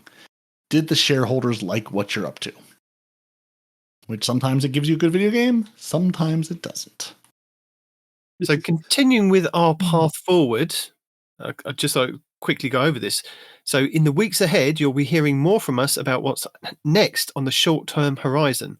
And then beginning with our next season in late November, afterwards, they'll be beginning to unpack our team's bigger, bolder and brighter vision for the final shape. So we probably won't hear anything until after the new season drops then, potentially. Yeah. Focus on season 23 and then tell us how long it's going to be.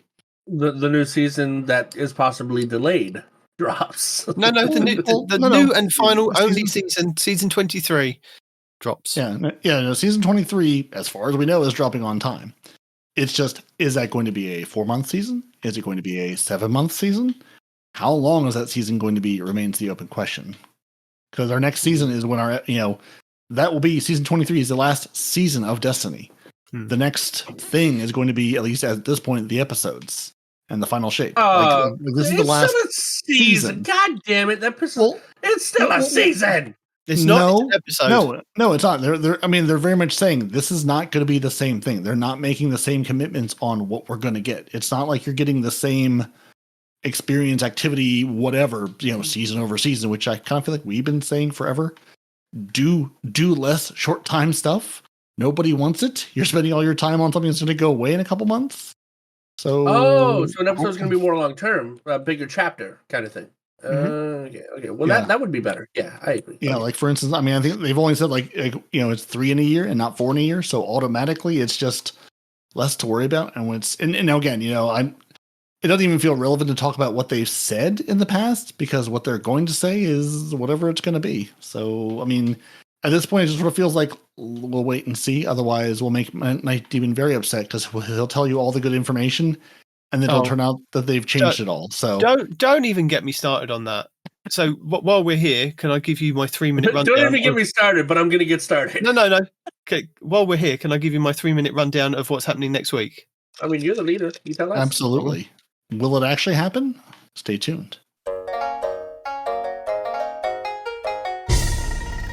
This is your weekly rundown of Season 22, Week 12, Season of the Witch. The Dreaming City this week is at a strong curse level, which means Petrovenge can be found in Ria Silvia, and has the Dark Monastery mission for the next week. The Blind World features Taken Enemies and the Plague, Aina Mina. The Ascendant challenge this week will be Ouroboros, which can be located within the Aphelions Rest Lost sector. On the Moon, the weekly story mission is in the Deep. The Drove Guardian and the Wandering Nightmare Jax, Claws of Ziva Wrath are both located in the Hellmouth. Nightmare hunts Crota, Despair, Fogoth, Fear, and Ghoul, Rage. On Europa this week, Praxis the Technocrat will be the Empire Hunt, Cadmus Ridge will be the Eclipse Zone, and the Exo Challenge will be Safeguard. Dares of Eternity legendary rounds are Hive, Fallen, and Valas the Ark.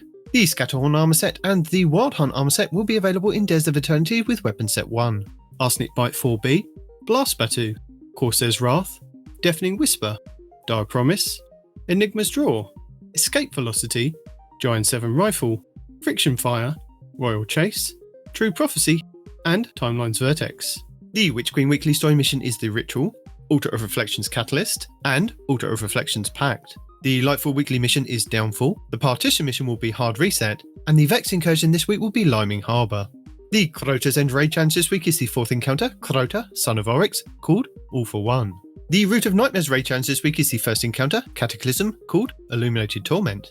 The Kingsfall raid challenge this week is the 5th encounter, Oryx, called Hands Off. The Vault of Glass challenge this week is the 1st encounter, Confluxes, called Wait For It.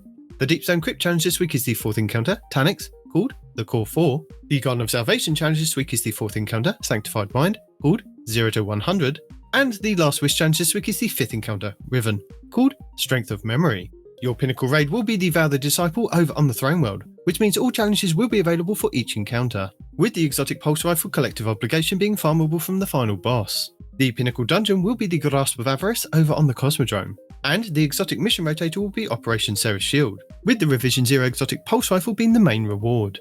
The Season of the Ceres weapon set, and Ikelos weapon set, with the Warmind's Avatar armor set. Lost Sectors, Tuesday, Sepultura on the Throne World for exotic helmets. Wednesday, Extraction on the Throne World for exotic boots. Thursday, Metamorphosis on the Throne World for exotic gauntlets. Friday, K1 Revelations on the Moon for exotic chests. Saturday, K1 Communion on the Moon for exotic helmets. Sunday, K1 Crew Quarters on the Moon for exotic boots. And Monday, Concealed Void on Europa for exotic gauntlets. Our 12th featured Nightfall of the season was Sears face-off against Darkblade Kelgroth, Risen from Bone in the highest battlegrounds Mars, with the Priastian X4 bow being the featured weapon. Lord Jackswing's team scorched the Crucible for the 12th week of the season, Supremacy in the Relentless Crucible playlist, and Relic in Crucible Labs, with double XP Trials of Osiris at the weekend. Also, don't forget to start collecting all of your Season of the Witch pass items and your reward track items and engrams from the Tower vendors before the end of the season. Plus, you can start holding those bounties to get a leg up on XP and artifact progression for next season. And that's it for week 12 of Season of the Witch. Guardian down. So yeah, going back to what I was just about to go into a little rant. So Do it. I know I said it last week, and I did praise Bungie for coming out and saying, you know, thank you for putting back in what the double XP is going to be, because this upcoming week is going to be double XP for trials, which is quite nice if you missed out on some trial stuff. But what I was upset about is them telling us that we were going to have Relic back. Has anybody seen Relic yet? No, because they keep putting check, mate, control in the Crucible Labs. The PvP strike team is going to come back next week, and they're going to tell us. No, they're but going to tell us all about it. It was meant to be Relic for the last stroke. I what? think you just had a stroke. You. They're going to. I'm angry. They're going to come back and tell us. They'll be back. They're going to tell us. Well, when are they going to tell us? Who knows? It's Will annoying. they talk about it next week? Probably. It's annoying because you make a video telling people what Bungie told you, say Relic will be up this week, and this week, and Relic isn't up this week, and this week. And it's like, you've got me sighing. That's what you've got me doing now, Bungie. That's not hard to do. I've been doing that for years. So we did have an update, 7.2.5.2 on October 31st. So it changed a few things in the game, didn't it, Peroty? I suppose it did. Honestly, this week I'd forgotten all about it. Well, in Crucible, they fixed an issue where players who reached Ascendant rank in competitive were unable to claim the Adept Guardian Spec Triumph. So now you can claim it. Yay! The player's journey, they now allows players to access the Plunge, Dive Tank, and complete the Season of the Witch quests if they have not completed Season of the Deep quests. Because that was bugged for a few weeks. There you go. That's been broken like all season. Or Well, now it's fixed. Yeah. At the end of the season, congratulations. No, it's the mid-season respawn. We just had the mid-season patch. We're in mid-season, just like we have armor and expressions for your gameplay and investment. There was an issue where the Festival of Lost Universal Ornament sets the Hunter, and the Titan were not animating correctly on the inspecting strings. So now if you inspect them until Tuesday, it'll work. So important for the last week to know what kind of wiggles and movement it's going to make. The worm and the wiggle worm emote would disappear partway through the emote. So you would just have a wiggle and no worm. Very disappointing. Now it's back. The Lord of the Wolves dealing too much damage when aiming down sights. That's been fixed. Damn it! So we can't let the Lord of the Wolves. I told you. Well, I rampant. didn't tell you. Lucky 10p told you about 2 or 3 weeks ago, and I put a video out there saying that Lucky 10p is telling people about this. I used it. It was doing really well. It was back to kind of pre-nerf. Obviously, it was that bug. Mm-hmm. They fixed the issue where the Icarus Dash description string was missing the additional functionality after update 6.102. So they've fixed it so it reads the right thing now. And they've taken away the Lycan's Mire Shell, the Winchester Ruined Sparrow, and the Boo emote from the Eververse store. Why? We don't know. But they've been taken away. Why? Tell me why. I will tell you me why. Because they're in the free stuff that you can get from Amazon Prime. That's right. I do remember them saying something Amazon Prime drop bundles, but I didn't remember. And I was what like, were. yeah, when we read the Amazon Prime stuff, I was thinking, I've seen that in the so I can still purchase it for sale, which is understandable. Why shouldn't you be able to purchase it? Revenue. Yeah. Yeah. I mean, you make a valid point. You could pay $120 for it, or you could pay, Amazon Prime $5 or whatever. Yeah. Well, that's what I say. No, I mean, $120 is the Amazon Prime. You could pay $100 plus for Amazon, or you could buy it, piecemeal. But but we gotta have our FOMO. FOMO is important.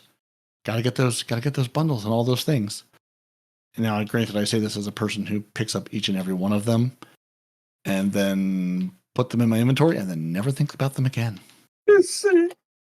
But they're there if you want them. them. That's what's important. Yes, exactly. So, can I give you my one Destiny video that I found this week?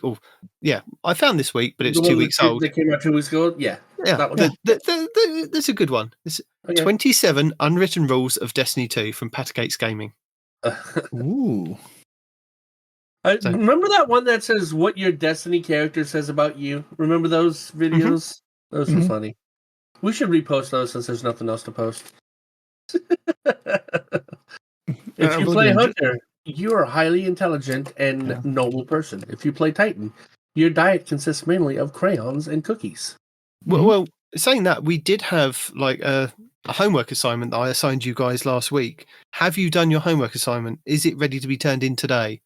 I have no recollection of this at all. I was going to say the same thing. Oh my god! See, I normally have a recollection, but I legitimately have no clue what you're talking about. Because there's been so much stuff this week, I would have thought it's nobody's mind's been on putting a build together. You remember you were going to do the Titan, I was going to do Warlock, he was going to do Hunter. Oh, yeah. I mean, I can tell you what build I'm using that I ripped off from insert creator here, but I absolutely did not remember that in the slightest. Well, I mean, I can tell them the one that I created on my own, but Calvin will be very upset. He will be with you guys. And now we're all going to be liars, not just you. Yeah, Calvin this week sent a lovely email. Respawn, I appreciate the effort, and if this doesn't get to you, it's the thought that counts. Nitedemon, you are a gentleman and a liar, and I would like Peroty and Respawn to share your lies with the people so that they know who they're working with. Okay. I'm a liar. I like where this is going. Continue. That's it. I don't know what I've lied about. I'm going to probably a lot of assume. things. I'm going to I've never assume trusted you. I'm going to assume it's you told him it was going to be, double XP, double drop weekend at Oh. Monster, or I'm assuming it's something that Bungie told us A and it was actually Z. But yeah, I'm not Maybe sure. it was to do with the builds, because Maybe. I think I said last week that sometimes we've gone over different builds, and I genuinely think. Well, I genuinely know that we've spoken about different weapons that we like to run, different builds that we like to run.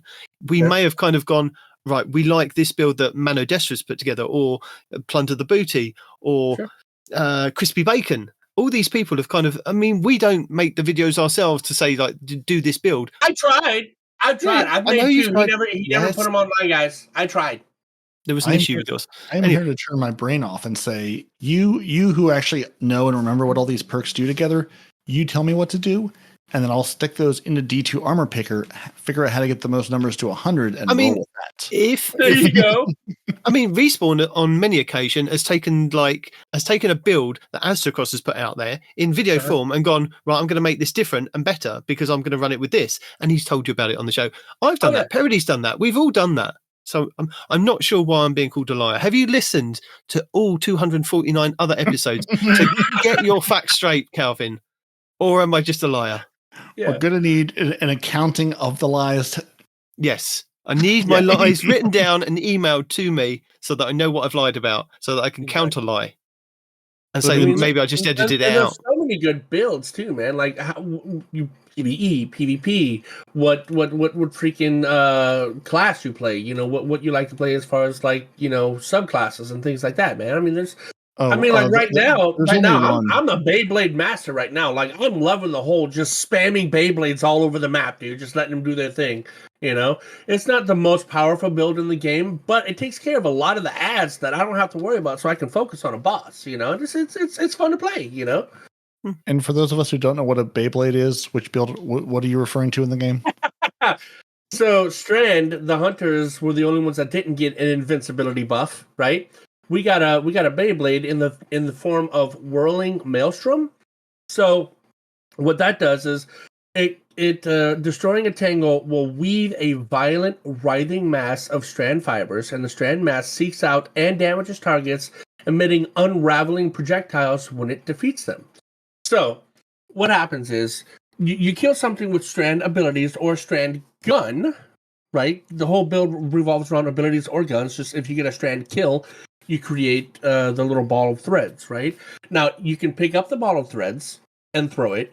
You can shoot the ball of threads with a strand.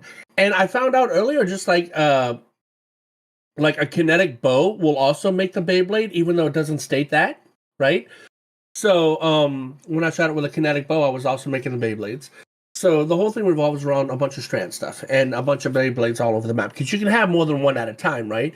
And another really cool thing is, because it's the ball that you throw, even after you've thrown it and it becomes the Beyblade, you can still latch onto it and tether to it and fly all around the map by tethering these whirling maelstroms. So it's a lot of fun. It gives you a lot of mobility, and it gives you a ton of ad clear, because these balls will seek out and destroy ads.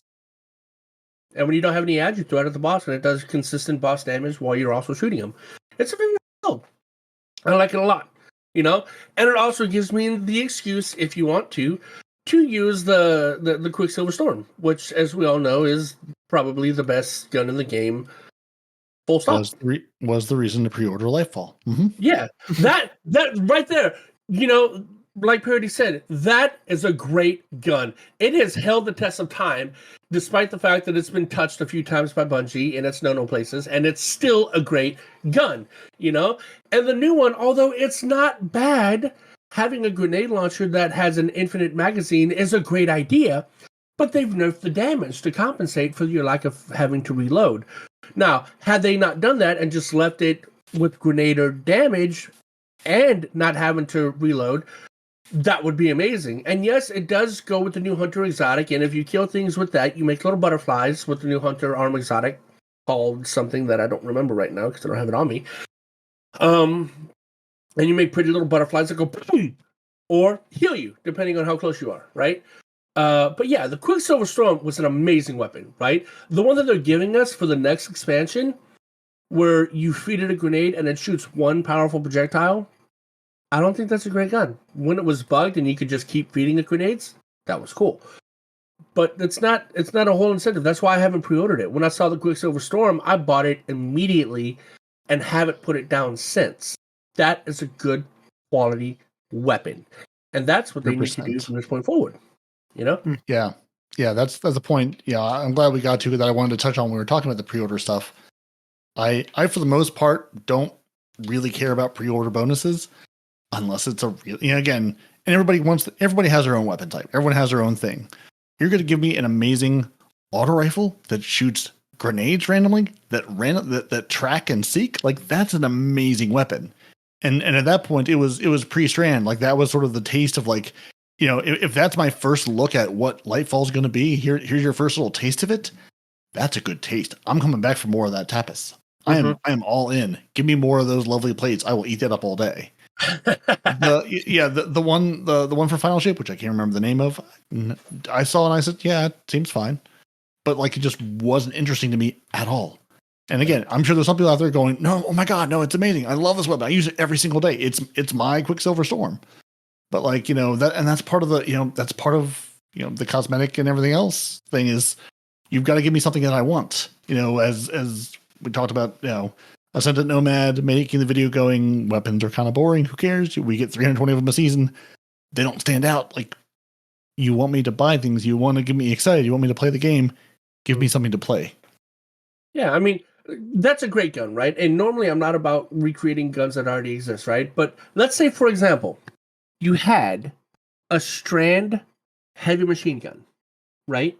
Yeah, done. Mm-hmm. Got one. Okay. Mm-hmm. And instead of shooting little mini rockets, in addition to shooting little mini rockets like this gun does, instead of you having to reload to shoot 3 grenades, you reloaded to shoot, 3 actual rockets, 3 heavy rockets. That, even though it's basically a copy paste of the Quicksilver Storm, but hopefully, I don't know who you think you are. I do not think who you think you are. You are not a developer. I know, but I tell you what, if that was the weapon for the next season, I'd have pre-ordered that bad boy a long time ago.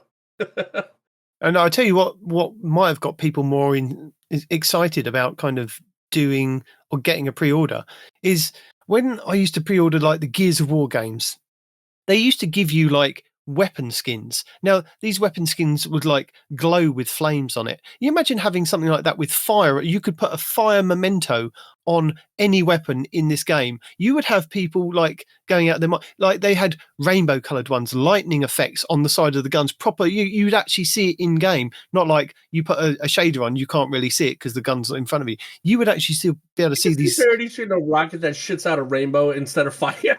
No, but fun things like that in PvP would have been really good. Like, or maybe an amazing kind of armor set. Why not an ornament set that makes you look like Zavala? An older version, like an older version of Zavala, like a battle-worn uniform. People would probably pay to look like their NPCs. Imagine if you could have Final Shape coming up, pre-order bonus, you could look like Cade. You'd be all over that. Oh, hell yes. Yeah, exactly. If they made like a battle-hardened, like Forsaken, scarred Cade, all the hunters in the Crucible would be rocking it. And all they need to do... Cade, but like if you could be Cade as a hunter, if you could be Shaxx as a Titan. Exactly. Right? Things like that get people interested in doing pre-orders. It's not... They don't need to give us another exotic weapon. It's things that make the game fun, make you stand out. It's always been about destiny. No, hold on. I agreed with you until you said they don't have to give us an exotic. They don't have to give us an exotic weapon. But having something else on top of that would be nice. They don't. They don't. I mean, how many exotics do we have that just don't get used or get used for a hot minute and then because they take away the exotic nature of it. That's why. Leave it exotic, dude. You only get one in the slot. Let it be broken. No. I'm so tired of exotic weapons. I mean, I pre-ordered Gears 5 and I got like a Terminator skin. Had nothing to do with the game, but I could be a Terminator in like the PvP or any kind of, or the PvE side of it if I was doing like the horde modes and things like that. It's like fun things. I could be the Terminator, or I could be Sarah Connor, or I could be the new one or the new Terminator. It's like fun things like that. I mean, I'm not saying hitch your wagon to another franchise, but make your franchise stand out. If you want people to, like I said, be Zavala, be Cade, be Ikora. I don't know about Zavala, but if I see Shaxx in PvP, I'm dipping out. I'm playing a different game. I'm sorry. I mean, the Iron Lord armor set, the Iron Lord armor set that Saladin wears, or even the one that Lady Aphrodite wore. If you've got a female version, they could have done things like this to kind of still tap into the old parts of Destiny that we all. A Titan? Just curiosity. Sorry, wasn't Aphrodite a Titan? I can't remember. I think she was. I think you can still go. Yeah, no, you can't go back to the old town and no. But yeah, you know what I mean. It's just like fun things like that. You don't need to give me exotics. There's an entire world of story. I'm like, and this at the end of the day is the biggest sadness I have for all of this. I have talked for a long time now about TV shows, movies, storytelling in the Destiny community. I was talking with Noble a little bit this week about you have this lore, you have a decade of stories, you have all these great characters. Tell me stories with them.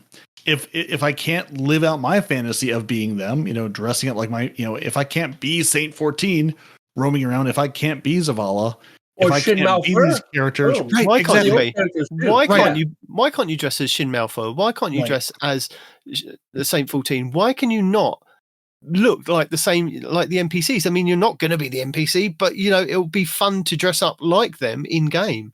Absolutely. Especially for a Halloween event that they missed a whole dude to give us one of their costumes for Halloween aside from just not even a costume, just to wear proper ornaments for. That's what I mean. Yeah, ornaments is what I meant. But yeah, I was thinking Halloween costumes, but yeah, ornaments, dude. Absolutely, that would be the one time of the year that would get people to buy the Halloween stuff. Oh, congratulations! You get to wear the paper mache mask to make you look like the Drifter, or you can be Shin Malphur. That's the other thing is that when like Gears, I'm referencing Gears because I used to like playing. I still like playing Gears, but you can have skins of your heroes in the game as zombies, like they're proper like flesh ripped off and their uniforms torn. But you can purchase via in-game stuff to get those for like, and they brought those out during Halloween. It's like, and even the game you were talking about the Battle Royale that you mentioned earlier, right? Fortnite. You can be Goku in that thing. You can be. Oh yeah, I mean, but I'm not saying go as far as that. But I'm saying like Peroty was saying that you've got all these characters from the myths and legends and the lore of Destiny.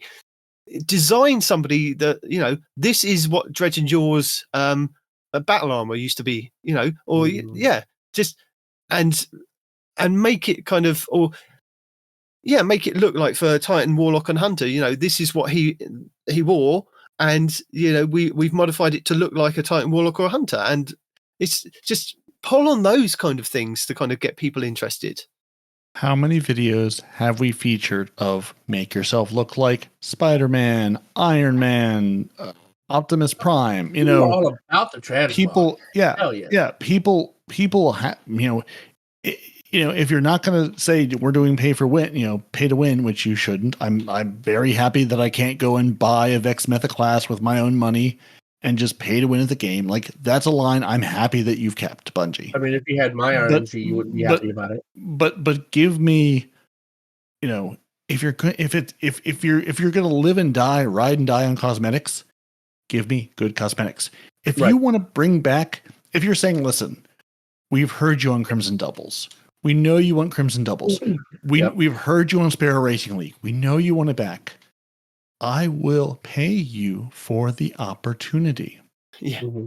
If you want to bring, make it a whole thing. Like one of the holiday events, and run it for a month. Say we're gonna do Sparrow Racing League. We're gonna bring it back. It's gonna have a pass. Just everyone's like, I'm not paying more money. No, listen. You need to have recurring revenue for your game. You do. Give me, say, hey, the month of December, it's going to be Sparrow Racing League Time Trials qualifiers. For the month of December, wow, we are going to do Sparrow. You're going to pay for it. If you can, there's a free version. You can play Sparrow Racing League, whatever. You can just have fun, reminisce with your friends, whatever. But there can, there's a pro circuit, there's a time trial, just like we've got, quick play and competitive and PvP. Not a great example, but it's what we got, so that's what we're going to roll with. Let me pay my $10, my $15, buy the Sparrow Racing League bundle, pass entry, race entry, whatever you want to call it, and say, I can play this thing. Let me go play this. Let me qualify. Yeah, that's a big change to the game, though. I think in the month of December. Well, that's what I'm saying, though. I mean, if you're saying we're not making money on cosmetics, what else can we do? Give me activity. If you're saying the game is too big, we can't just build it forever and not build it with revenue, give me a revenue model. Say for December, let me play Sparrow Racing League. January, okay, if you qualified, if you paid for it, here's when the event happens. It'll be some sort of, hey, you paid for this. This is an event you can do for Sparrow Racing League where there is good loot. There is legitimate stuff to get out of it. February rolls around. Give me Crimson Doubles. Again, let me pay for it. If I don't want to play PvP, I don't have to. Let it, like the Dungeon Pass. If I don't want to interact with this, I don't have to. But give me, as someone who wants to play this thing and enjoys it and looks back on it fondly, let me play the activity. I'd pay you for the opportunity to do it. Let me have this for the month of February. That was in the vault. Like, you really, really, really like Titan. You could pay, I don't know, $30 to buy the Titan pack. And now you have Titan if you wanted it. I know that would be hugely difficult to implement, but so is, what you're suggesting too. But, I mean, give me back the Reckoning. I'm not asking for Gambit investment. I'm not asking for Gambit Prime back. I'm not even asking for the armor sets back. I mean, I am. Bring me. No. I mean, to your point of it being a huge undertaking, give me, bring back the Reckoning just as a standalone activity. Give it its own little rotating. It can be like Dares of Eternity. You need something to, if we're going to have a 7-month season, because they've alluded to something is coming, for this. Again, if things are delayed, which we're assuming they are, and we're going to have a 7-month season, they're saying, something, obviously it's not 30th anniversary in that it's going to be all that, but they're saying something like the 30th anniversary sort of, tiding players over. We're going to put something out. Let it be something you already have that can be something you can have fun with. You can throw a rotating loot pool into, like that can become part of the game. That's not a brand new thing you have to build from scratch. I mean, it's nice to throw out all the things we wish we could, we maybe, but he's got me stuck on wanting to be. We lost you. Wanting to be Cade, probably. Cade, yeah. Oh yeah, I mean that's definitely where that sentence was going, but just wanted to clarify. Yeah, I mean, there was no question on the content, just that we lost the audio. Yeah. Hopefully, we don't lose the audio on the next one, because we've got another email that's not calling me a liar. That I've just sent you, Respawn, on your normal chat in Discord. Yeah, I just heard it. Yep. Okay. Hi guys, thanks for mentioning again in one of your recent podcasts to link our Amazon accounts to our Bungie accounts in order to get special stuff. At first, I thought Prime Gaming was something different than the Amazon Prime, so I never looked into it, thinking it would be yet another subscription to pay for. But Prime Gaming is included in your Amazon Prime account at no extra charge. So anyway, I linked my accounts and received a special Halloween package with the boo emote, etc. This is the interesting part, though. The message I received after I linked the account said to check the special deliveries kiosk next to Banshee.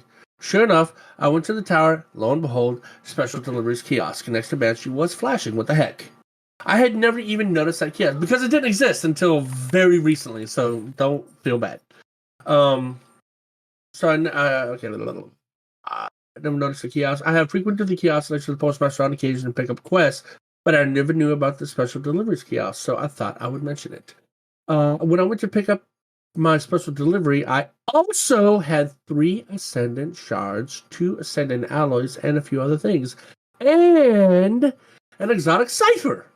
I remember recently losing the exotic cipher because I tried to collect it from Xur when my inventory was full. I was really upset that I completed 21 strikes to obtain the exotic cipher, and then it disappeared. Oof. Because I accidentally tried to cash it in with Xur when my inventory was full, so it disappeared. It totally should have went to your postmaster. That's BS. Well, I guess it went to the special deliveries kiosk. I just thought it would mention it because maybe a lot of people didn't know that the kiosk existed. And even if they have stuff in there that they can collect, signed Mel. Well, thank you very much, Mel. That kiosk that you mentioned, like I said before, wasn't always there. That is a very recent addition to the game. I think it was only this season, if I'm not mistaken. Well, not even this season. It was just a recent update this season. So, not even the whole season, I don't think. But yeah, no, it's definitely a new thing. And people are still getting used to the idea of its existence. But yeah, no, definitely appreciate you calling it out such that, in case you had other stuff that might be in there. Yeah. So glad you got your thing that was lost to the depths of time that you thought was lost, but wasn't lost because there's a kiosk that you didn't know about. The secret exotic cipher hiding in the secret kiosk. Yeah, that's why we sort of tried to call it out a couple times because it's super easy to miss. So yes, if you're in the tower and you know where our good buddy Master Rahul is, if you walk toward the gunsmith and say, "Gunsmith, I'm going to come visit you, but I don't need to visit you right now," and take that nice right turn and go down the red carpet like you're going to go visit, Ikora or Theta or I suppose a Drifter if you're one of those folks. Before you get to the little elevator and the part where you're going to fall down, basically at that doorway, there's a nice little staircase on the right hand side that takes you up. Right at that doorway, right before you anywhere else, you can practically reach your hand out and shake hands with Banshee 44. There's a thing that says terminal special deliveries. Hidden right there on the side. No sign, no flashing thing, no NPC standing there. But that's where all your deliveries will go and show up in. If you do have a drop, it does sort of like flash like all the other vendors in the tower. But if there's nothing like actively there, it's really easy to miss unless you happen to see the little green pop up as you run by. But you could also just think, oh, that's just Banshee, or oh, that's just Rahul for some reason. Right. But yeah, that was a really complicated way of saying it's between Rahul and Banshee. It is. Well, we told people the easy way, so now we're going to go with a more complicated way. Yeah. If you tell people enough times, they'll remember. And then if they don't remember, you'll keep telling them. And then someone else will go, "Hey, I found this thing that's there now." I entirely disagree. I can't tell you how many times y'all have told me things that I still don't remember. Mm-hmm. Well, I mean, to be fair, most people, I would assume, have a working short and long-term memory. So, you're the exception that proves the rule. Is it time to tell him? Is it our monthly time to tell him that this podcast was set up basically by his wife to keep him reminded about the stuff going on in the game? No, my wife definitely doesn't want me reminded. Same as yours doesn't want you to be reminded. I mean, that is the entire reason we do this. It was an agreement with Luna to make sure that we kept you up to date with things, which is why also we surreptitiously, it doesn't get it in the recorded version. That's why suddenly, Nitedemon will drop out like, "Remember to pick up the laundry," or "The dogs need dog food," periodically as we record. Again, it doesn't make it into the show. That's just for you. Just little reminders for your daily life. He drops in. Luna sends him a list each week that he drops in just to sort of surreptitiously remind you. So you'll think, "Oh, there's something I need to do this week." And you'll be reminded. Yeah. And it also gives her a reason to yell at me. So, she sets me up so then she can yell at me. Win-win. Well, for her. It's a win-win all the way around. Yeah. So next week, don't forget your homework. You've got to come back with a build. Yeah, I can tell you right now, bro. No, because otherwise Calvin will call us all liars, and then you'll be branded like Calvin me. Can't call me a liar because I got one ready right here. Let's go. No, we've got to go. There's stuff to be done. You've got the laundry to do. You've got the dog to take for a walk. I actually have to take the wife to a party in about 15 minutes, 20 minutes. There you go. So it's time to hand over to Peroty because he likes to end the show by thanking all the people that support us. I do. This show is made possible by Bungie, the chaos and viewers within, like you, and viewers like you who can be threatened with a good time. Zep Orbit and K4, our Otter Dance Troupe, the T-Rex King, Scarlet KM, BHS Nightcrawler, Mellow Mally, and Diditato M64. Those who throw more grenades, so our dancers have something to dance to. It's important to keep a good beat. And you can't keep a good beat without grenades. The Carver 2782, Golden God 1562, We Noble, Basically Salt, Zombie Pops, Renard Calant, and the Fire Squad 1688 provide. And of course, Deacon is hard at work with Dimwee, is Fire Squad a new one? Do we have a new one? Look at that. He joined the same week that K4 did. Did we just didn't. I just didn't have a name for the first week or two, so he was his real human name and not his real gamer name. I assume he, she, they, it. And Deacon's Day 1 raid team of Dimwee, Gravy, Jeff, PP Pipe, and Dresser Driftwood. We thank each and every one of you and appreciate you very, very much. And Night Demon's going to appreciate me saying thank you for joining us. Your Titans are Peroty and Night Demon. Your hunters don't want to respond in real life. And you should email the show, 2titansandhunter@hotmail.com, with your hot takes, your cold takes, and all your takes, because who knows what next week's going to be? Presumably PvP? Who really knows? You should find us on YouTube, Twitter, Instagram, Facebook, and really everywhere you get your podcasts. That's where our show is. Like I tell you every week, go to a search box, type in 2 Titans and a Hunter, you'll find us. Which irritates our podcast brethren, which just warms our hearts a little bit, that we're just irritatingly good at bubbling to the top of the Destiny world. 2titansandahunter.com is where you can find this show and all of the notes we put in the show, all the videos, all the links, all the things we talk about and say it'll be in the show notes. 2titansandahunter.com, that's where you find all those. And if you'd like to join our Otter Dance troop, threaten us with a good time, throw more grenades, or be part of the crack Day 1 raid team, patreon.com/TTAH. If you're looking for a more casual encounter, coffee.com, that's ko-fi.com/2titansandahunter. And if you enjoy the thrill of live action, spicy language, and early morning streams, depending on the time zones, twitch.tv/no-one-responds in real life. If you want to keep it family friendly like a proper British gentleman, who may or may not be lying to you, twitch.tv/2titansandahunter, where you can watch the Nitedemon himself stream. When do they stream, you ask? Well, you have to go there. You have to hit the little button, hit the little bell, and it will tell you exactly when they go live. Because as we've discussed, we are old, we are tired, we don't have proper schedules. It happens when it happens. So go there, hit the bell, and you too will know when it happens, and then you can show up and give love, light abuse, and possibly make someone drag you through something you need to get through. And now that we've dragged the rest of the team through this show, I'm going to tell you goodbye. Nitedemon will tell you goodbye, and Respawn will tell you goodbye. And we'll be back next week with something. Say bye, guys. Bye, guys.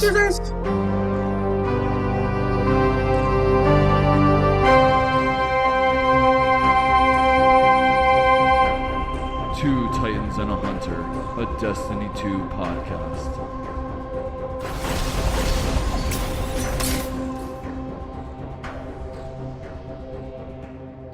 Also, on Steam, do you guys play Destiny through Steam?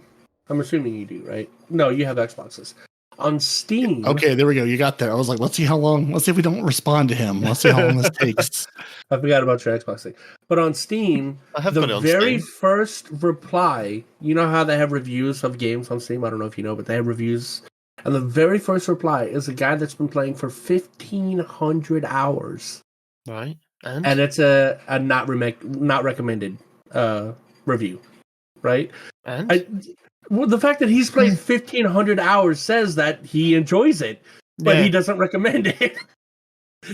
Sir, who recommends their addiction? Yeah, I guess that's true. 1,500 hours is rookie numbers.